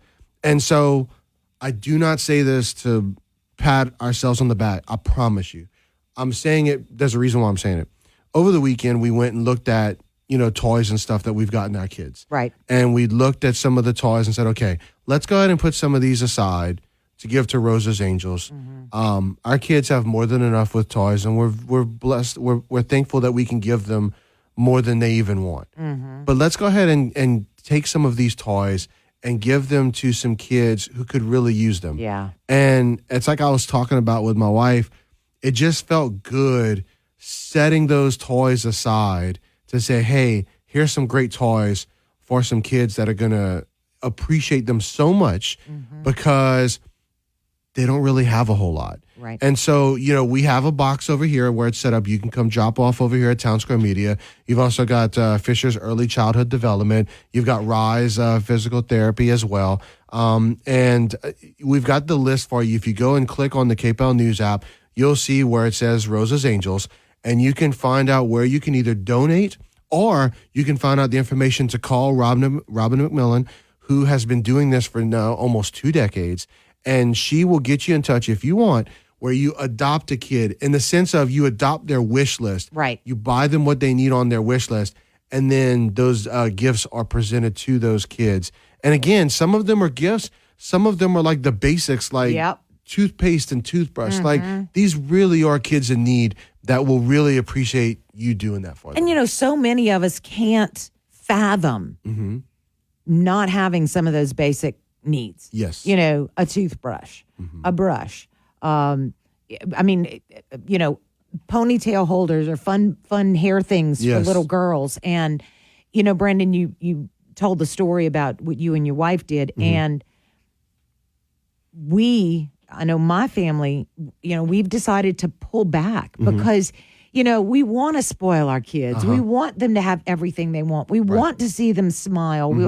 But, when I asked my oldest granddaughter, what did I get you for Christmas last year? She was like, I don't know. Yeah. They don't remember. And so I wonder if, I believe we are doing them more of a disservice by going to those extremes. And when you give a child who doesn't have a foster child, who doesn't have a home or isn't sure if they're going to have the same home, when you give to children who may not wake up to any gifts on Christmas, there's a satisfaction for you. I call it altruistic hedonism, because there's a satisfaction that you get knowing that you help put a smile on somebody's face. Absolutely. And so it's definitely something to think about. If you have a wonderful list for your child and you want to make them happy, do that. But do you have to buy 5 gifts, or can maybe you give them 4? Or do you have to buy 10 gifts? I mean, I go overboard all the time. Yeah. Pull back 1 and, donate it to Rosa's Angels and make another child's Christmas even more special. There you go. That's some great words. Again, all you got to do is go to the KPEL News app, and if you click on Rosa's Angels, you'll have all the directions, everything we've been talking about and more that shows you what you need to do, whether you just want to make a donation or you want to go ahead and adopt a kid's Christmas wish list. You will make the difference in their lives by doing that. And it is Giving Tuesday. Want to just remind you that, if you want to donate to Catholic charities, they are accepting them today, as they do all the time. But what's special now is that any gift will be matched up to $100,000. So give when you can. The day a bit on the cool side, but mostly sunny skies will warm our temperatures back into the low to mid 60s. We'll see a light breeze out of the north at 5 to 10 miles per hour. Tonight, clear and cold, some frost possible over the inland parishes. Temperatures dropping into the mid to upper 30s.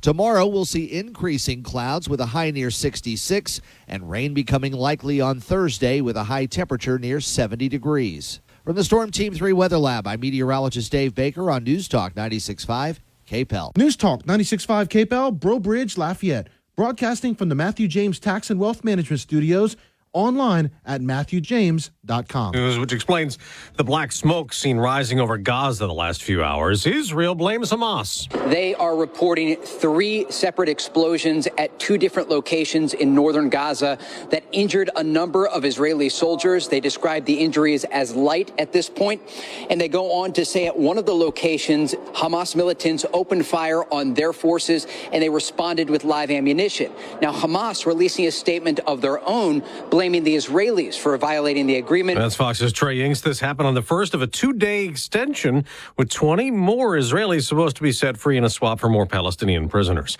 Evan Gershkovich is going to be in jail for at least 2 more months in Russia after a court in Moscow extended the American journalist's detention. He's accused of being a spy, which the U.S. and the Wall Street Journal deny, demanding his release. Southeast Raleigh High School closed today in North Carolina. The day after a 15-year-old student was stabbed in a fight in the gym and died, another student in custody. School should be a safe haven for our students and staff.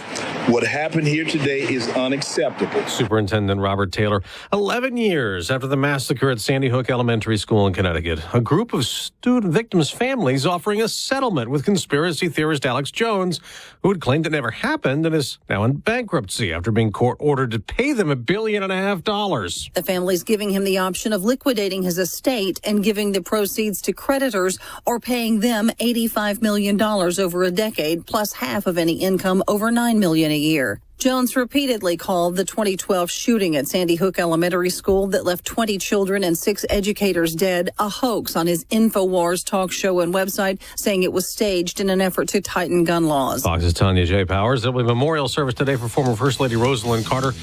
Jimmy Carter, the ex-president, expected to attend. America's listening to Fox News. With the holidays upon us, the increase in traveling, shopping, and connecting online also heightens the need to protect your identity and finances with LifeLock. Identity thieves see this time of year as an opportunity to drain your accounts, open new loans in your name, and damage your financial future. LifeLock detects and alerts you to the threats you might miss on your own. Don't let the busy holiday season catch you off guard. Save up to 25% off your first year with promo code CLAY LifeLock.com, promo code CLAY. Testosterone levels are at an all-time low. Individual T levels decline 1% every year. Chalk, CHOQ, is the new champion of natural testosterone boosters. Chalk's main ingredient is clinically studied to naturally boost testosterone 20% in 90 days. Supercharge your masculinity and boost your daily energy with Chalk's Male Vitality Stack. For a limited time, our listeners will get 30% off at CHOQ.com with promo code USA. CHOQ.com, code USA.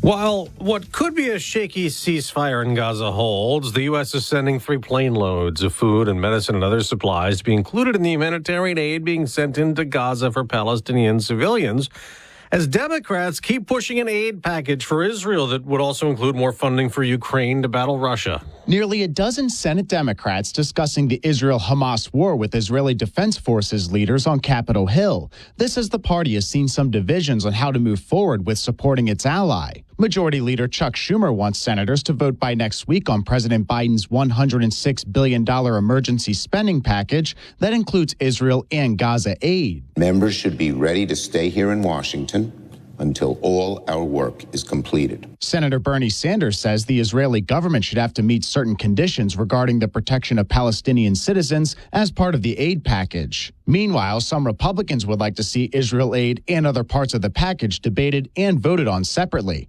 In Washington, Ryan Schmelz, Fox News. After the Black Friday and Cyber Monday shopping sprees, we're asked to donate today on what's called Giving Tuesday. Charities raised more than $3 billion in the U.S. on this day last year.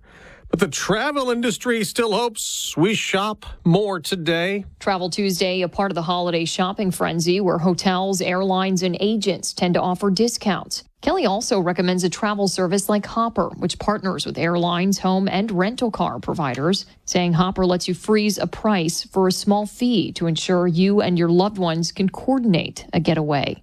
That's Fox's Kristen Goodwin on Wall Street. Stocks could drop a second day in a row. Down NASDAQ futures have been down modestly.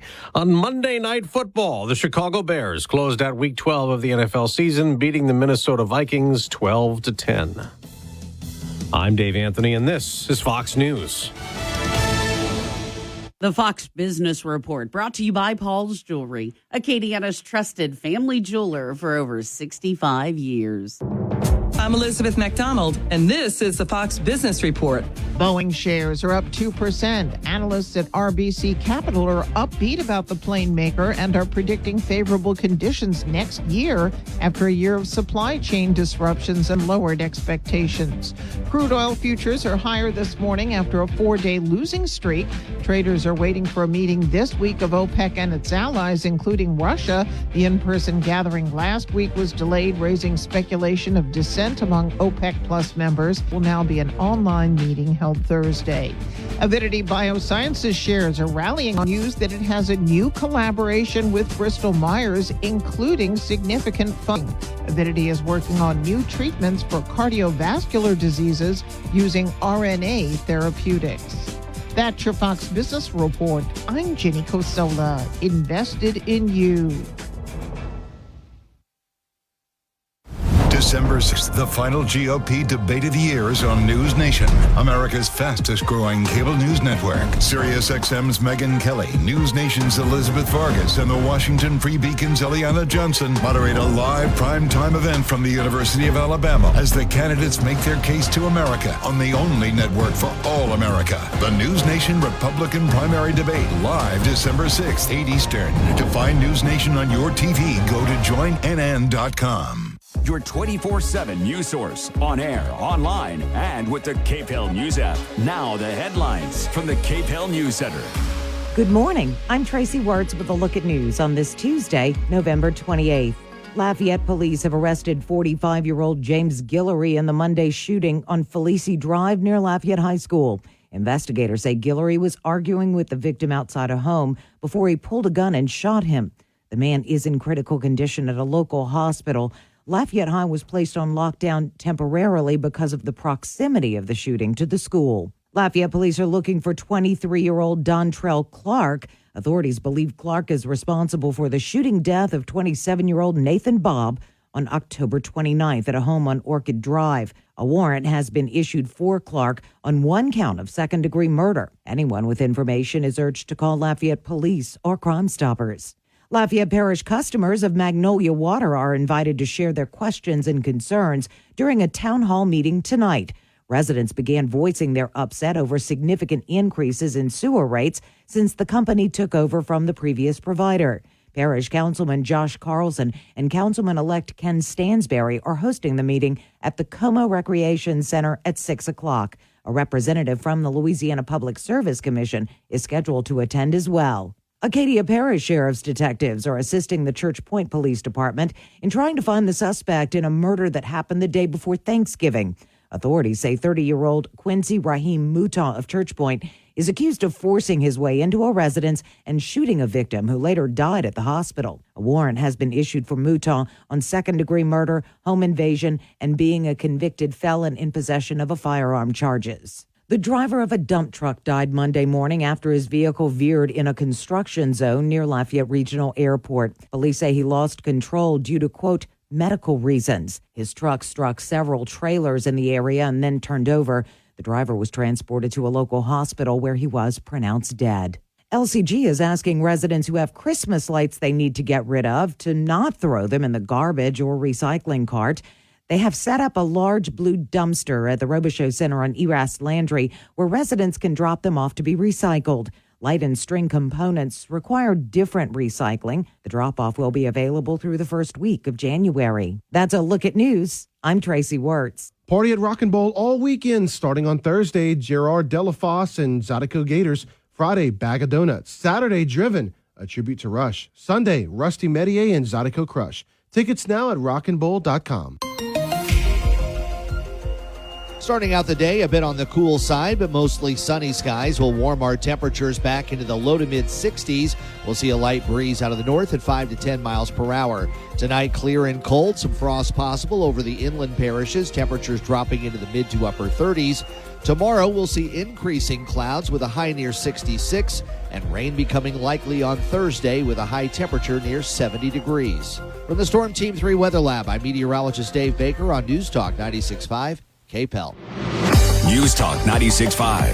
KPEL. Right now, traffic. And taking a look at what's happening on the roadways right now. We still have that crash Martin Luther King Jr. Drive near the thruway. But other than that, roadways are looking pretty good right now. Please keeping it safe out there. 83.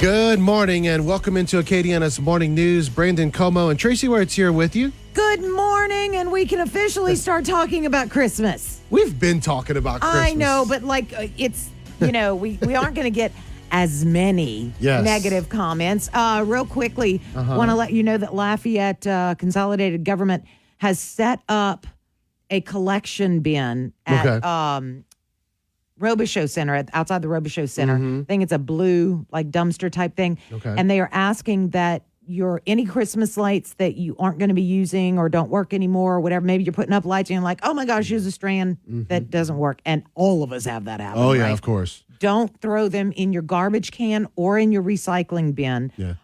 If it goes into a landfill, it takes way too long for it to decompose. And the recycling, they say, that they can be recycled, but it's a different process than the things that go into your recycling bin normally. Now, that bin will be out through the first week of January. Right. So whether you're running across light strands right now that you don't need or are broken or whatever, you want to get them out of your house, you can go do that. Or when you take down the tree, obviously. I was talking to one of my friends / neighbors the other day, talking about, hey, when are you putting up your Christmas lights and all that? And so... and he was telling me, he said, I'm looking into possibly getting some of the Christmas lights that last up to 20 years. Oh my gosh. Are they like LEDs? I would think? Yeah. But they also kind of transform to where you could put them in a setting where like one out of every like 5 lights will light up, where you can have them up during the year as well, and just leave them up year round. And Some people so, I know do that anyway. I know, but you could leave them up year round, and it transforms into something else, which is would be really cool.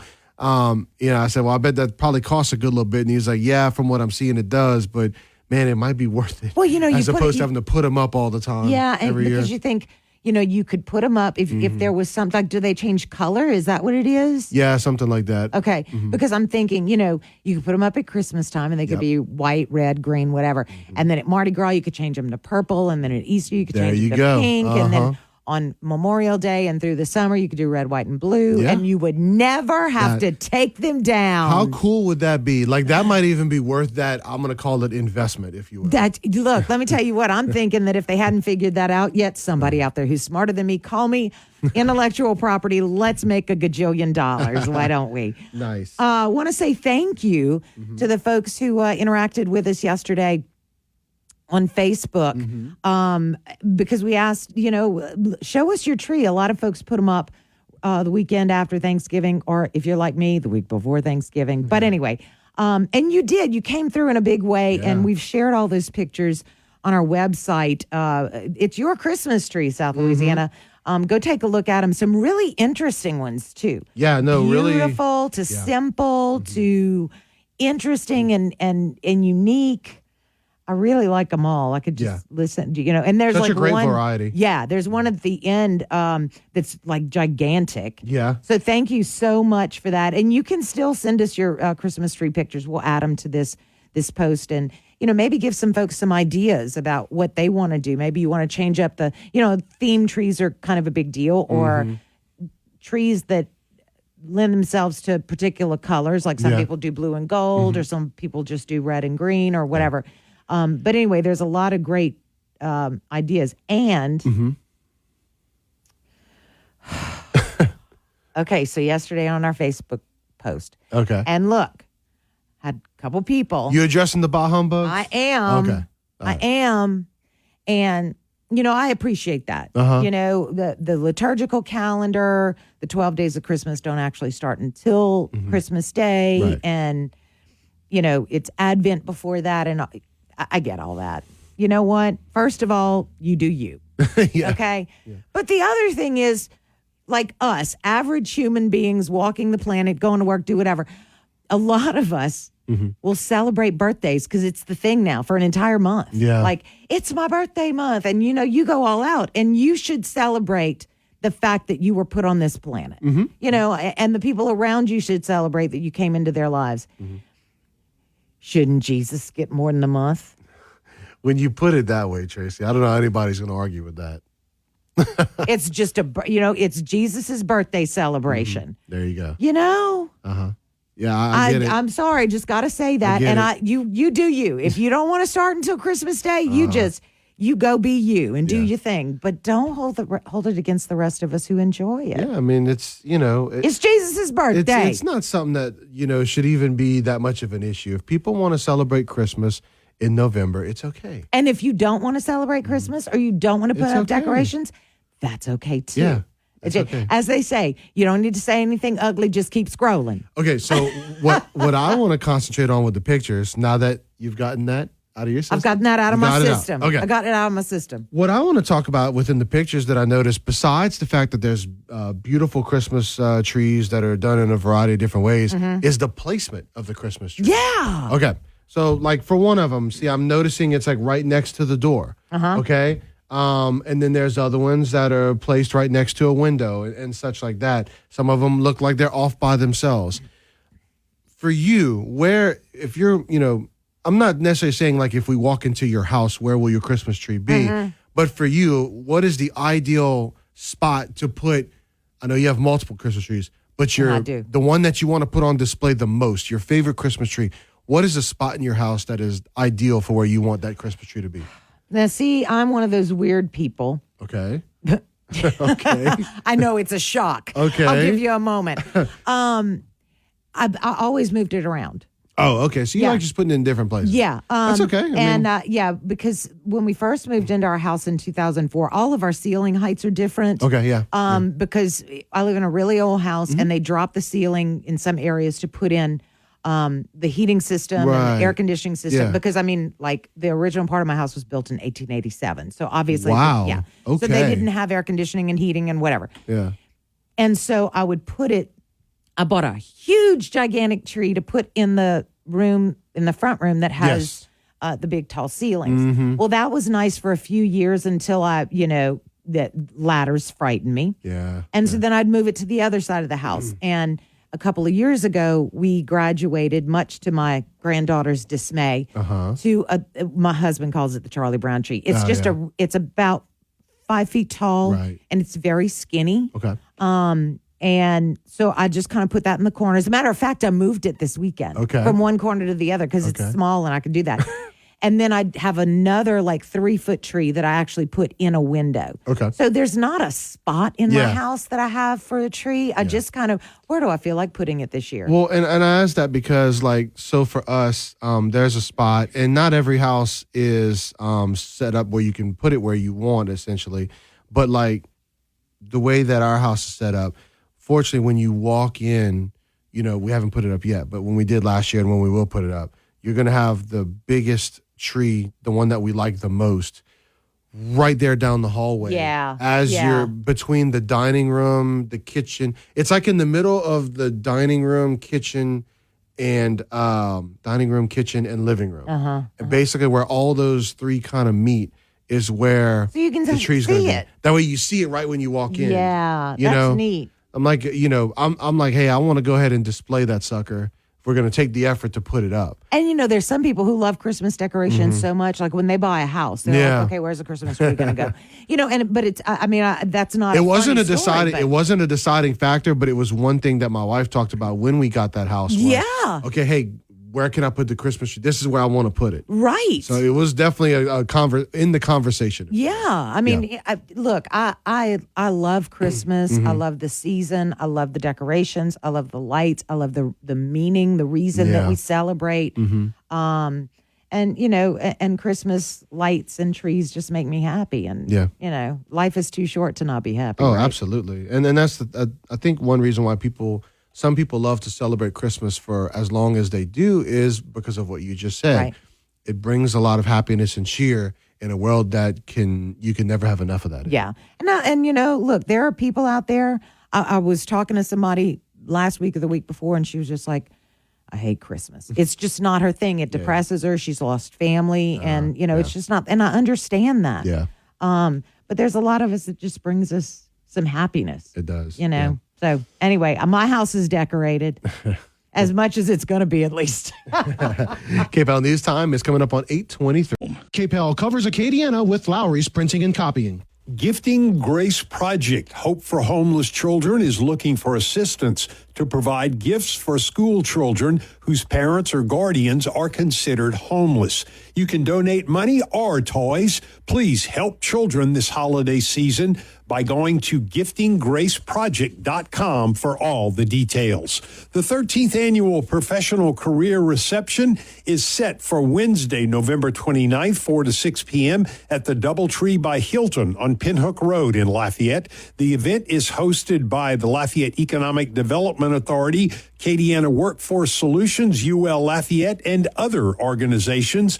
You can get the complete list of all the employers that will be at the job fair by calling 337-482-1444. See you at the Hilton in Lafayette, November 29th, 4 to 6 p.m. If you or your organization has an event that you would like to get on the KPEL community calendar, email it to news@kpel965.com. That's news@kpel965.com.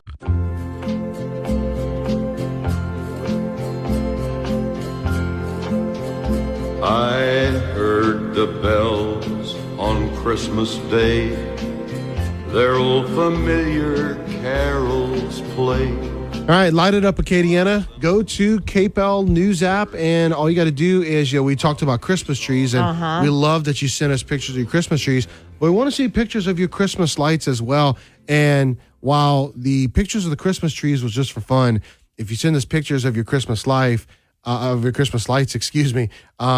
can be for cash. Or your Christmas life. Yeah, there you go. That too. Christmas pajamas. That might be the next one. Yeah. But anyway, and it's real easy to upload the picture. And the neat thing is, like, you can go to our website and our app right now and look at all the different Christmas trees, the pictures of those that you submitted to us, which is, I just think that's so cool. You will also be able to see the homes that are lit up, all the lights and decorations that people have spent time and money on getting up, and just kind of sharing that maybe and being able to see it because you wouldn't be able to otherwise. Maybe it's in a different area than you are used to going. Right. So make sure you get those in. It's real easy to do.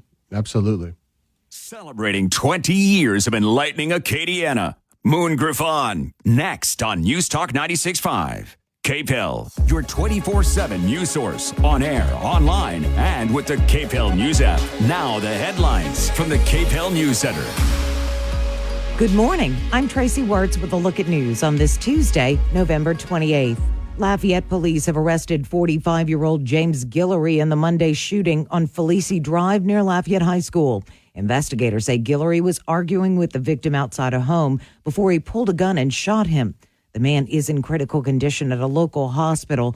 Lafayette High was placed on lockdown temporarily because of the proximity of the shooting to the school. Lafayette police are looking for 23-year-old Dontrell Clark. Authorities believe Clark is responsible for the shooting death of 27-year-old Nathan Bobb on October 29th at a home on Orchid Drive. A warrant has been issued for Clark on one count of second-degree murder. Anyone with information is urged to call Lafayette police or Crime Stoppers.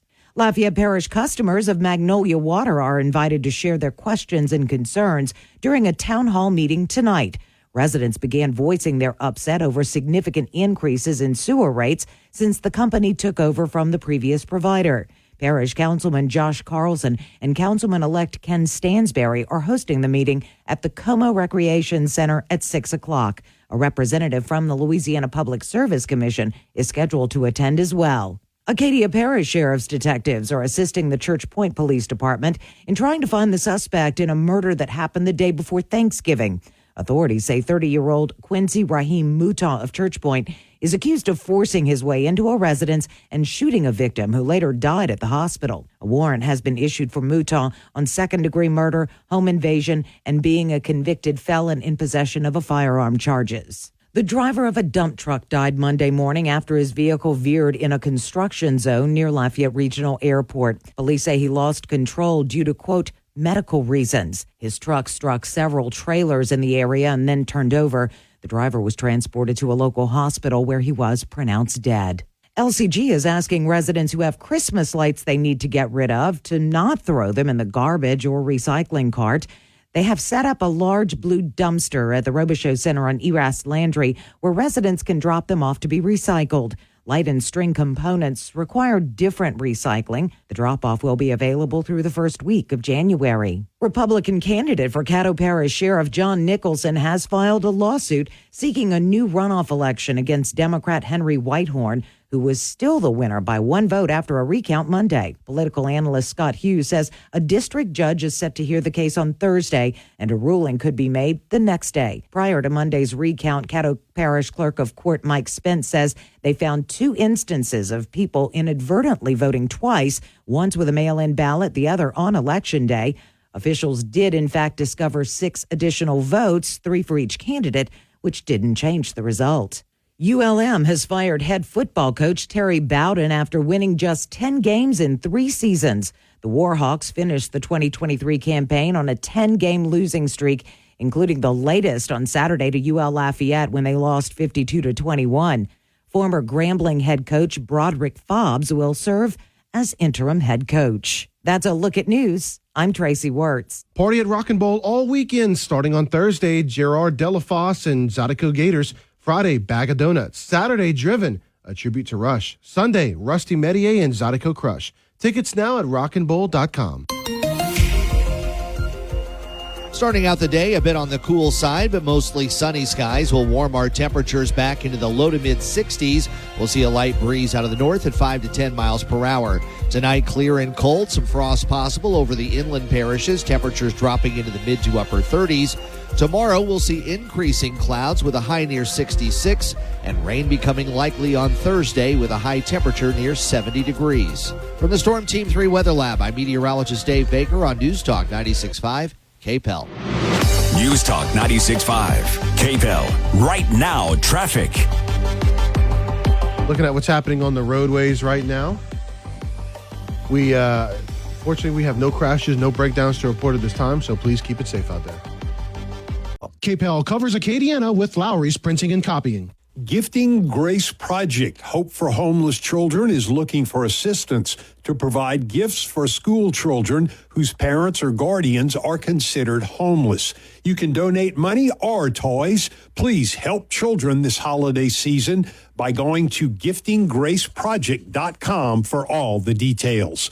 The 13th annual Professional Career Reception is set for Wednesday, November 29th, 4 to 6 p.m. at the Doubletree by Hilton on Pinhook Road in Lafayette.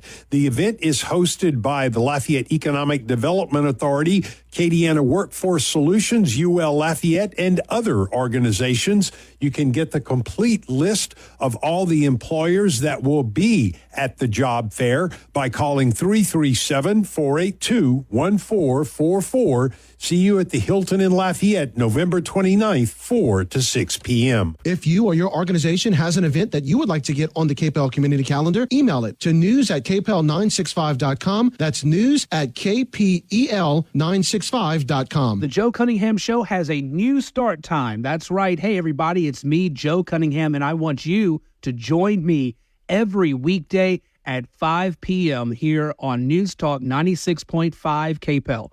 All of the news and analysis that's important to you right here in Acadiana, be it local, state, or national, going to have that for you during your evening drive every day from 5 to 6 p.m. The Joe Cunningham Show right here on News Talk 96.5 KPEL. News Talk 96.5 KPEL, broadcasting from the Matthew James Tax and Wealth Management Studios. Find out more about how they can help you at MatthewJames.com.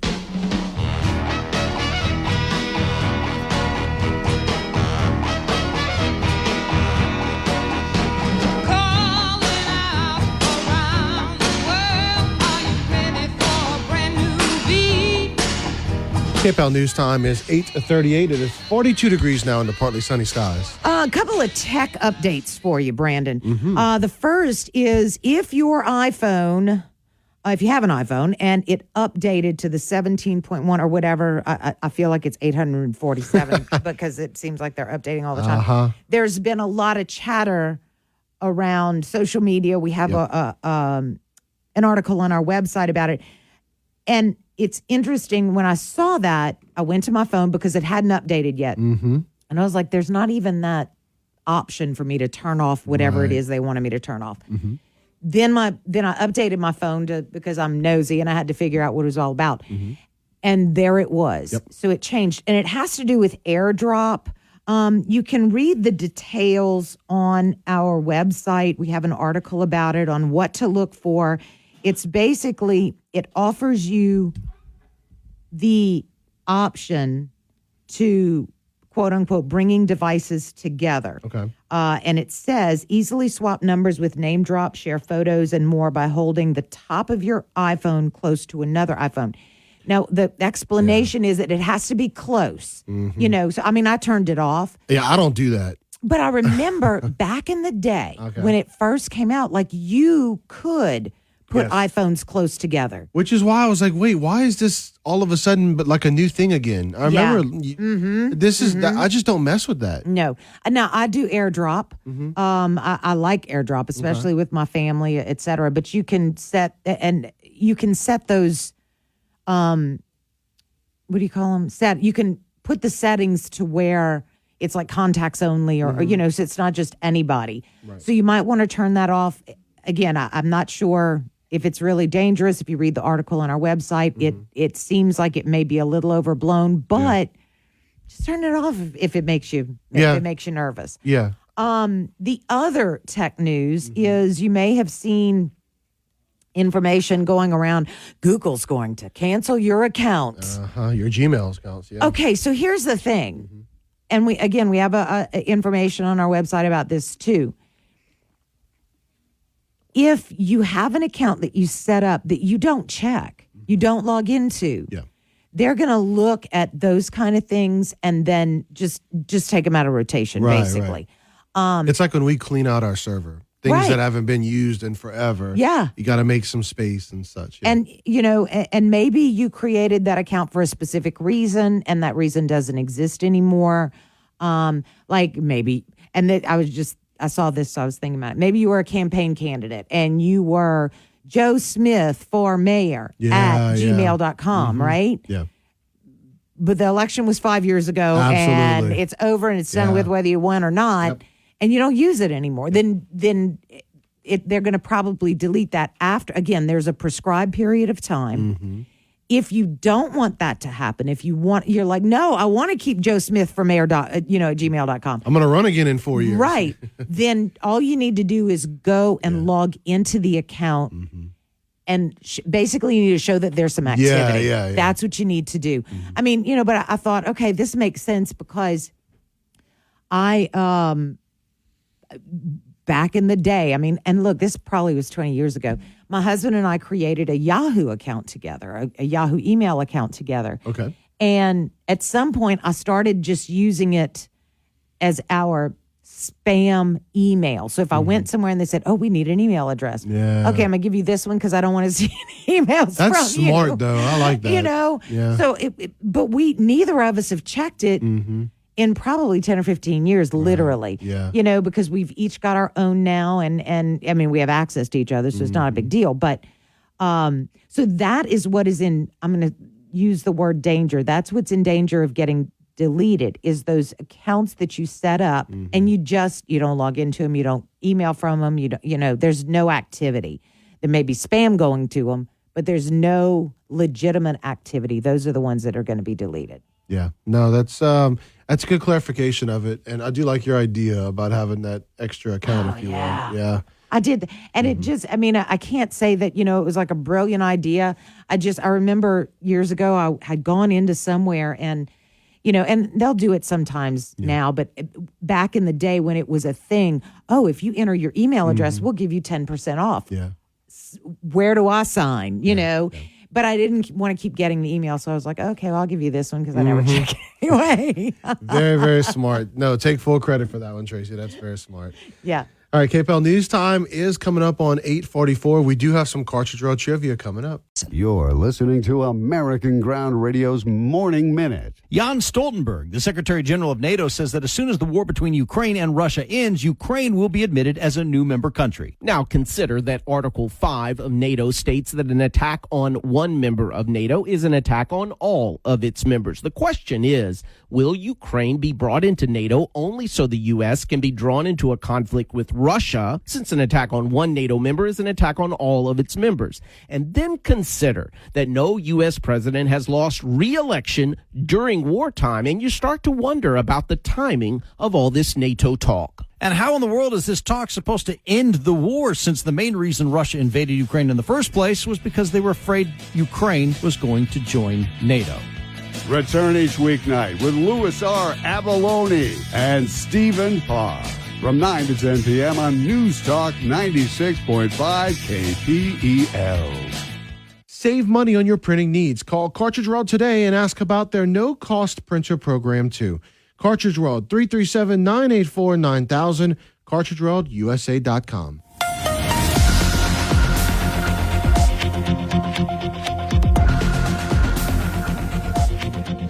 All right, so only in South Louisiana would this happen. So we have a traffic update that we're going to give you. It's now, not it's in not our here. area. No, I-59 north, near the Honey Island Swamp exit is closed. Yeah. After an 18-wheeler accident that involved another accident as well. Nobody died, but authorities say the 18-wheeler was hauling live chickens. Wow. So the Honey Island Swamp exit, is that in Slidell area, I think it is? I have no idea. Yeah, I've seen that. You can have original Honey Island Swamp tours near the New Orleans area. Okay, so that stands to reason. That must be, I guess it must be in that area. So, wow. A lot of All people those excited. chickens. Yeah, closer to home, a lot of people excited about a Lafayette tradition not going away. No, absolutely. So BJ's Pizza. So we have a great article on the website that talks about BJ's Pizza House is going to stay in Lafayette. You got some major upgrades, wall-to-wall upgrades that are going to come with the new ownership team there. They're also looking, in addition to the wall-to-wall remodel, they're also looking at keeping some of the things that BJ's Pizza was known for, such as the nostalgic arcade games, also those classic wooden booths that have customers' names written on them, all the cool stuff that makes BJ's Pizza unique. They're going to keep, but they're going to modernize it as well. And so it's good to see that the name BJ's Pizza is going to stay here in Lafayette. Yay. In the same location. Okay, so speaking of pizza, and I feel like we should have dun dun dun dun dun dun dun dun. Anyway, it's time now for I can't ever say that. Cartridge World Trivia. There you go. My tongue doesn't operate like that. All right. So Brandon, it's my turn to ask questions of you, and in honor of BJ's Pizza, we'll ask some pizza trivia. Sweet. I'm ready. These are multiple choice answers. How many slices of pizza do Americans eat per second? Is it Is it 16? Is it 210? Is it 350 or is it 500? Now this is Americans as a whole, not like one person. I'm going to say 350. It is. All right, there we go. I'll take that. Good for you. Yep. Okay, here we go. Okay. How many acres of pizza do Americans eat each day? Is it 1 acre's worth, 10 acres worth, 75 acres worth, or 100 acres worth? I'll say 10. No. No. Try again. It's more. 1? No, it's more. Okay, 100 acres worth of pizza, and that's all Americans, Yeah, remember. yeah. Okay. What percentage of Americans who actually eat pizza eat it at least once per month? Is it 22, 47, 79, or 93%? I'd say 47. No, actually, 93% of Americans eat pizza. I know. I mean, I agree that that's how it should be done, but I didn't think that many people did that. Okay. All right. 93%. Okay.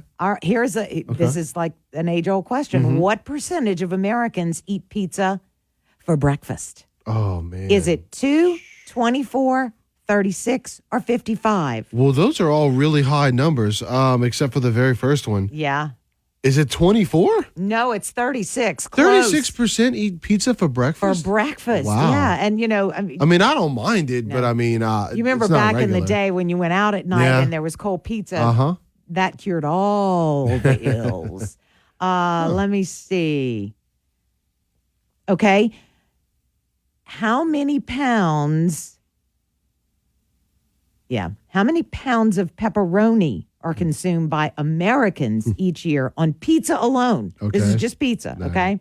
And remember, this is all Americans. Okay. 30 million, 250 million, Cool. 400 million, or 560 million pounds. It's a lot, I'll tell you. Okay. And what are those numbers again? 30, Okay. 250, 400, and I'll stop there because it's not 560. Yeah. Okay. So I'm gonna go with 400. No, It was it's 250. It was Close. 250. Okay. You know, Wow. yeah. Yeah. That's a lot of pepperoni because pepperoni is very lightweight. So that's a lot of pepperoni to Well, make but up if you all think those. it comes off of those pepperoni logs, you know? Yeah. That's So- true. That's true. Yeah, and I don't know how many of those slices you can get in a pepperoni log. Yeah, it's a lot. All right, we're going to stick with the numbers because Okay. that's pretty much all that's on this particular trivia quiz. On average, how many slices of pizza does a single American consume in a year? Now, remember, we talked about a lot and et cetera. Yeah. So is it 19, 46, or 63? Okay. Please tell me it's 63. It's 49? 46. Okay. 46 is 46. the I'll give middle you a number? ding because you went to The middle okay. number. Okay. Yeah, I knew it's- the first one was too low. Yeah. know. That's about how much my wife eats a year. She does like 16. She's not a big pizza person. Really? I love pizza. Me too. I love pizza, but I don't eat it often. Yeah. Because I'm not one of those, I'm going to eat 2 pieces and stop. Like, I'm going to eat the whole thing. You just keep on going. Oh, yeah. I'm going to eat the whole thing. Okay. Well, are there any pizza places that are near and dear to your heart? I'm put you on the spot. Oh, man, you sure did. Yeah. I mean, I like them from so many different places. Okay. It depends on what I'm in the mood for. Because, they have different styles. Right. They have different styles, and everything pizza at one place may have different things on it than an everything pizza at another place. I will tell you, I don't necessarily have a favorite pizza place, but my favorite pizza is anything meat lovers, like all the meat on it. Second favorite is an everything pizza, but it has to have green olives on it. I love green olives on pizza, and you can have all the mushrooms because I hate mushrooms. Yeah, I'm not a fan of mushrooms on pizza. I'm not a fan of Period. Now, you don't even like no mushrooms. No, like mushroom dipped in ranch? No. Like fried mushrooms? Man, I love fried mushrooms. A lot of people, there are things that they don't like. Yeah. That's you. Yeah, fried mushrooms. I mean, and look, it's a texture thing. It hits my teeth, and I know. That's how I am with spaghetti squash. I can't. The texture just it kills me. Okay. And everybody who knows me and loves me knows. Just don't do the mushroom. No. I can pick out a little piece. No. So there are two pizza places that I missed that used to be here in Lafayette. Okay. One of them was Godfather's Pizza. And then the other is one that you're probably very familiar with because it's still in your neck of the woods. Okay. Is Mr. Gaddy's. Yeah. Love Mr. Gaddy's in Lafayette. But of course, you can still find them in Crowley, which that's the last time I've eaten at Mr. Gaddy's is in Crowley. It's all buffet, and they do have some good pizza. Yeah. And when you do their Supreme, they have green olives on it, so that makes me happy. All right, so I found some that don't have numbers. I know we have another minute or so. Good. Yes.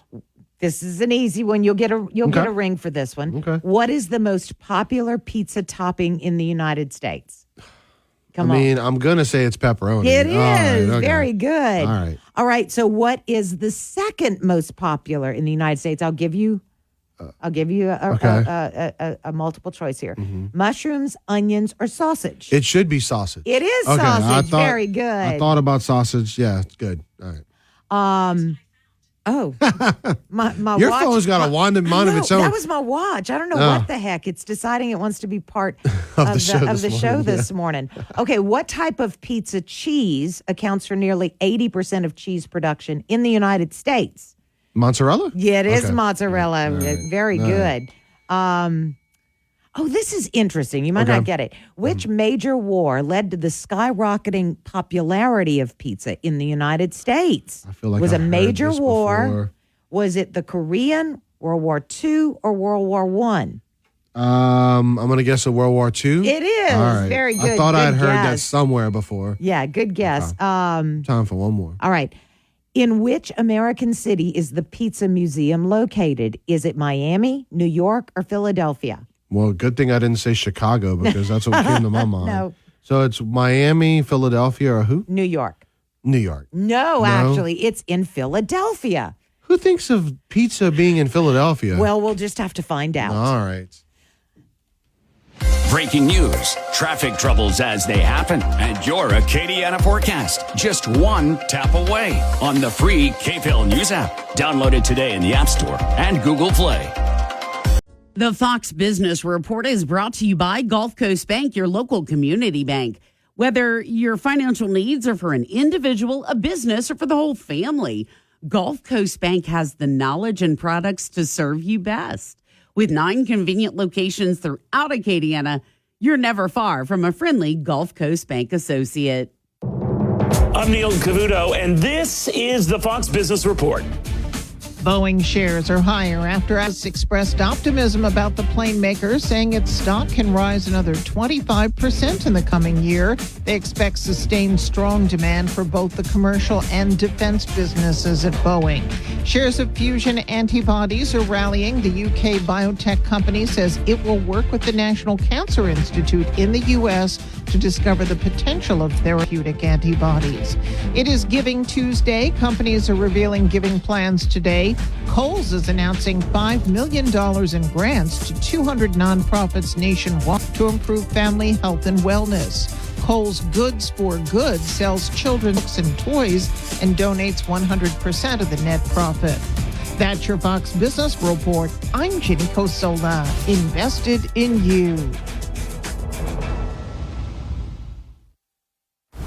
December 6th, the final GOP debate of the year is on News Nation, America's fastest growing cable news network. SiriusXM's Megyn Kelly, News Nation's Elizabeth Vargas, and the Washington Free Beacon's Eliana Johnson moderate a live primetime event from the University of Alabama as the candidates make their case to America on the only work for all America. The News Nation Republican primary debate live December 6th, 8 Eastern. To find News Nation on your TV, go to joinnn.com. News Talk 96.5 KPEL, Breaux Bridge, Lafayette. Broadcasting from the Matthew James Tax and Wealth Management Studios, online at matthewjames.com. Will the extended ceasefire hold? I'm Dave Anthony, Fox News. There was a flare-up of fighting between Israel and Hamas in Gaza on the first of a two-day extension to the pause. The IDF is claiming that 3 explosive devices detonated in the northern Gaza Strip right near IDF soldiers in 2 locations.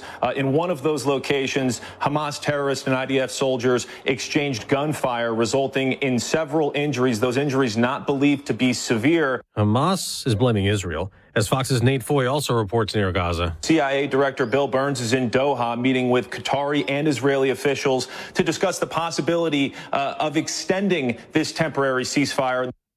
If this deal holds, Hamas expected to set free 20 more Israeli hostages in the swap for more Palestinian prisoners today and tomorrow. A 14-year-old boy has been charged with murder in North Carolina the day after a fight in the gym at Southeast Raleigh High School that's closed today. He's accused of stabbing a 15-year-old who later died. A woman who identified herself as the suspect's mother told WRAL this, quote, "The whole situation is terrible. I feel bad for the other family, but in return, I feel bad for my son because he was fighting for his life.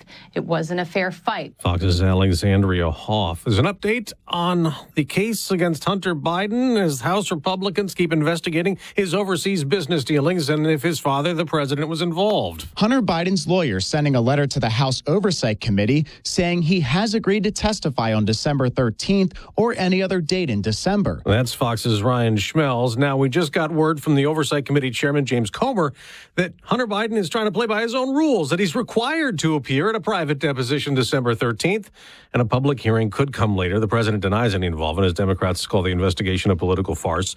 President Biden's going to Georgia to attend former First Lady Rosalind Carter's memorial service. Jimmy Carter will be there, too. America's listening to Fox News. With the holidays upon us, the increase in traveling, shopping, and connecting online also heightens the need to protect your identity and finances with LifeLock. Identity thieves see this time of year as an opportunity to drain your accounts, open new loans in your name, and damage your financial future. LifeLock detects and alerts you to the threats you might miss on your own. Don't let the busy holiday season catch you off guard. Save up to 25% off your first year with promo code CLAY. LifeLock.com, promo code CLAY. Testosterone levels are at an all-time low. Individual T levels decline 1% every year. Choq, CHOQ, is the new champion of natural testosterone boosters. Choq's main ingredient is clinically studied to naturally boost testosterone 20% in 90 days. Supercharge your masculinity and boost your daily energy with Choq's Male Vitality Stack. For a limited time, our listeners will get 30% off at CHOQ.com with promo code USA. CHOQ.com. The Joe Cunningham Show has a new start time. That's right. Hey, everybody, it's me, Joe Cunningham, and I want you to join me every weekday at 5 p.m. here on News Talk 96.5 KPEL. All of the news and analysis that's important to you right here in Acadiana, be it local, state, or national, going to have that for you during your evening drive every day from 5 to 6 p.m. The Joe Cunningham Show right here on News Talk 96.5 KPEL.